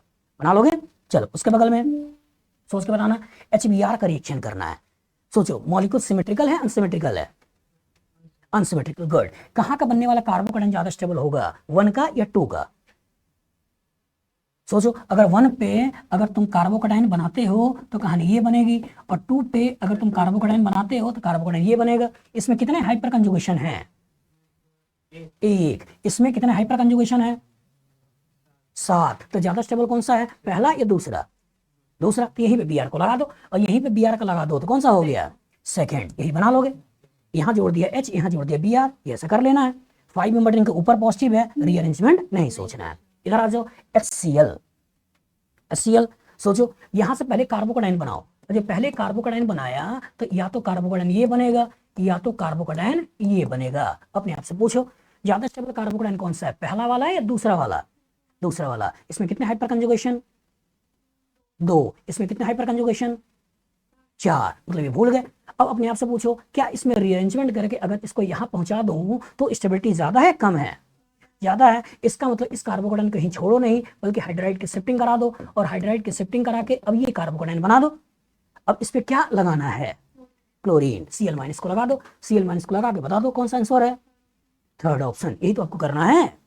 तो सारा का सारा खेल कि सबसे पहले कार्बोकेटायन बनाना है, अपने आप से पूछना है रीअरेंजमेंट होगा या नहीं होगा। थोड़ी देर बैठो फिर जाओगे, बीच में नहीं छोड़ेंगे। चलो तुम बताओ पीछे जी, which of the following reaction result in the formation of pair of enantiomers, pair of enantiomers on treatment with HBr? enantiomer क्या होते हैं? वही पूछ रहा हूँ। जो मिरर इमेज होती जो मिरर इमेज होते हैं, ऐसे स्टीरियोमर, जो मिरर इमेज स्टीरियोमर, सब जगह मर। स्टीरियो। क्यों कॉन्फिडेंस लूज कर रहा है? हाँ, डेफिनेशन बता भाई। हाँ, non super impossible mirror image. हाँ तो बता दो। वही ये वही कुछ ना हो बेटा, टर्म सही यूज कर। तो जल्दबाजी में ही टर्म खतरनाक यूज कर देता है। आइसोमर नहीं, स्टीरियो आइसोमर। बस में आगे नहीं, आइसोमर बोला। तो ऐसे स्टीरियो आइसोमर्स जो एक दूसरे के मिरर इमेज हो, बस इतना बोलना है। तो ऐसे स्टीरियो आइसोमर्स जो एक दूसरे के मिरर इमेज हो, मतलब बिना कायरल कार्बन का मिरर इमेज आएगा नहीं आएगा। मतलब करना क्या है, हमें सोचना है कि कहां से कायरल कार्बन क्रिएट हो रहा है। बस में आगे सोचो, अगर इसके ऊपर HBr का रिएक्शन कराएं तो जो कंपाउंड बनेगा वो कंपाउंड ये बनेगा। तो क्या इसमें कायरलिटी है? नहीं, भूल जाओ। इसमें अगर HBr का रिएक्शन कराएं तो हमें ये मिलेगा कि इसमें कायरलिटी है, नहीं, भूल जाओ। इसके ऊपर जब रिएक्शन कराएं अब अपने आप से पूछना Br कहाँ लगाएं, हम ऊपर लगाएं नीचे लगाएं, नीचे, क्योंकि यहाँ कार्बन हाइड्रोजन इसकी स्टेबिलिटी गेन कर रहा है, ये बन रहा है। अब अपने आप से पूछो कि क्या ये कायरल है या नहीं है। यहाँ पे तुमने क्या लगाया था जी, ये यहाँ पे लगाया HS था, ठीक है, यहाँ H लगा दिए। अब अपने आप से पूछो, यहाँ पे पकड़ो, एक आपके पास OR है, एक H है, एक CH2 है, एक Br है, क्या कायरल बना है नहीं बना, बना। मतलब ये जो कार्बोकेटायन बनेगा प्लेनर, अटैक ऊपर से भी अटैक नीचे से भी, तो क्या इसके कोरस्पॉन्डिंग R और इसके कोरस्पॉन्डिंग S बना या नहीं बना, बना, तो रेसमिक मिक्सचर बन गया। यहाँ पे सोचो, अगर यहाँ पे हम जोड़ते हैं H और यहाँ Br, तो क्या इसमें कायरलिटी है, नहीं। तो जब भी आप फंसा करो तो करना क्या है, 2 बार 3 बार क्वेश्चन को पढ़ना है। जब भी फंसा करो तो क्या करना है, 2 बार 3 बार क्वेश्चन को पढ़ना है और इसके अंदर से काम की चीज निकालनी है। मतलब आपको पढ़ना है which of the following reaction result in the formation pair of enantiomers. तो जो ही इतना पढ़ोगे तो आपका दिमाग बार बार बोलेगा इनहेंसमर। और जो इनहेंसमर बोल रहा है तो अपने आप से डेफिनेशन पूछो कि इनहेंसमर है क्या, कि स्टीरियो आइसमर जो मिरर इमेज है। तो जो ही आया स्टीरियो तुरंत बोलेगा कायरल से रिलेटेड कुछ ना कुछ होगा, तो खोजो कायरल कार्बन। बस में आगे। तो तरीका क्या है, क्वेश्चन पढ़िए, उसके अंदर से काम की चीज निकालिए, उस काम की चीज के ऊपर फोकस करिए और चीजों को देखिए कहाँ वो दिख रहा है। बस में आगे, क्वेश्चन बन जाएगा। बस में आगे, चलो आगे बढ़ते हैं। बता बेटा, डाइल्यूट मतलब पानी है, तो पानी है, सल्फ्यूरिक एसिड है। तो कभी कभी हो सकता है वाटर H+ ऐसे लिख दे, कभी कभी हो सकता है परेशान करने के लिए डाइल्यूट सल्फ्यूरिक एसिड ऐसे बना दे। तो वाटर H+ मतलब है क्या, वाटर सल्फ्यूरिक एसिड ही तो है। कभी कभी लिख सकता है पानी है ही नहीं, दिख ही नहीं रहा कहीं पानी, तो दिल क्या होता है, पानी होता है, ठीक है, दिल है पानी। आते हैं इधर। चलिए बताइए, कहाँ का कार्बोकेटायन ज्यादा स्टेबल, 1 या 2, यही कर दो। तो यहाँ लगा दो H, यहाँ लगा दो OH, आंसर कौन सा हो गया, A, यही बनाना है, यही कर लोगे। तो बताओ फ्यूचर में इस तरह का क्वेश्चन आएगा, लगा लोगे। चलिए सोच के बताइएगा, डाइल्यूट सल्फ्यूरिक एसिड क्या है जी, दिल चीर के देख तेरा ही नाम होगा। क्या है, पानी। अरे एसिड भी तो है, बोलना यार वाटर H+, ये सुनना चाहता हूँ, इसको छोड़ के बाकी सब बोल डाला। पानी के आगे पानी के आगे भी तो वो पानी H+, केवल पानी से इसका रिएक्शन नहीं होगा। बस में आगे। चलिए सोचिए, अब हम यहाँ पे लगा दें H, यहाँ के कार्बोकेटायन, सोच के बताओ, ये बन गया PH, यहाँ हो गया CH2, यहाँ हो गया CH+ और यहाँ हो गया CH3। क्या यहीं पे OH लगा दें, हाँ। अभी यहाँ कार्बोकेटायन जब बनाएगा तो रेजोनेंस स्टेबिलिटी आएगी या नहीं आएगी। तो करना क्या है बेटा, यहीं से हाइड्राइड की शिफ्टिंग करनी है। क्यों जल्दबाजी कर रहा है, यहाँ से हाइड्राइड की शिफ्टिंग करनी है। यहाँ PH, यहाँ CH, यहाँ पॉजिटिव, यहाँ CH2, यहाँ CH3, ये बनेगा ना। क्या रेजोनेंस की स्टेबिलिटी आई या नहीं आई। अब यहाँ पे क्या लगाना है, OH कहाँ है है ना पहले में, यही आपको कर देना है। बस में आगे। तो मैं बार बार बोल रहा हूं कि रिएक्शन पे फोकस करिए, चीजें बन जाएंगे। चलिए अब दूसरा वाला सेगमेंट में आ गया, ब्रोमिनेशन। ये सिस या ट्रांस, बोल भाई, याद क्या करना है, टाइम ड्राइविंग अ कार सिस क्या बनेगा। अबे कार बोला उसके बाद मीजो बोल रहा है, पूरा कहानी याद है कि time is driving a car, trans के ऊपर एंटी मीजो और सिस के ऊपर एंटी रेसमिक, कार चलाने को मिल रहा है और उसके बाद भी मीजो रेसमिक। कितने बनेंगे, दो कितना दे दें, दो। तो क्यों जल्दबाजी कर रहे हो, अब बाद में सब कहोगे सिली मिस्टेक। बस में आगे। कॉन्सेप्ट इस लेवल तक ही बनाओ कि क्वेश्चन बन जाए। बताओ फ्यूचर इस तरह का क्वेश्चन आएगा, लगा लोगे। तो कितने रिएक्शन पढ़ लिए, 16। एक बार लास्ट बोलो। और जो मैंने पेज बनाए हैं, जिनके पास पेज नहीं है वो भी मेरे से पेज लेके भी जाना, जिसमें सिस्टमेटिक तरीके से जो भी मैं आपको आगे पढ़ाऊंगा वो टुकड़े बाय टुकड़े यहाँ पर लिखे हैं। बस में आगे। उसी को डेली बेसिस पे आपको याद करना है और डेली बेसिस पे याद करके क्वेश्चन बना लेना है।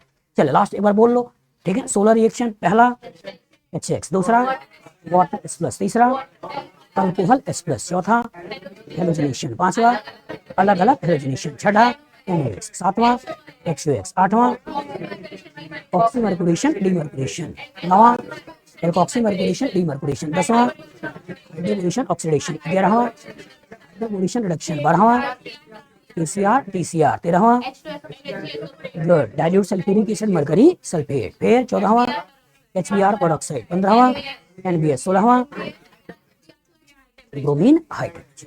तो बताओ आज की क्लास के कॉरस्पॉन्डिंग ऑर्गेनिक आसान लगा डिफिकल्ट लगा? तो ऐसे ही तो बस पिक्चर बनाइए कि किसका रिएक्शन करना है कैसे करना है, क्लियर है ना? चलिए क्लास को यही छोड़ते हैं, आसान ही है।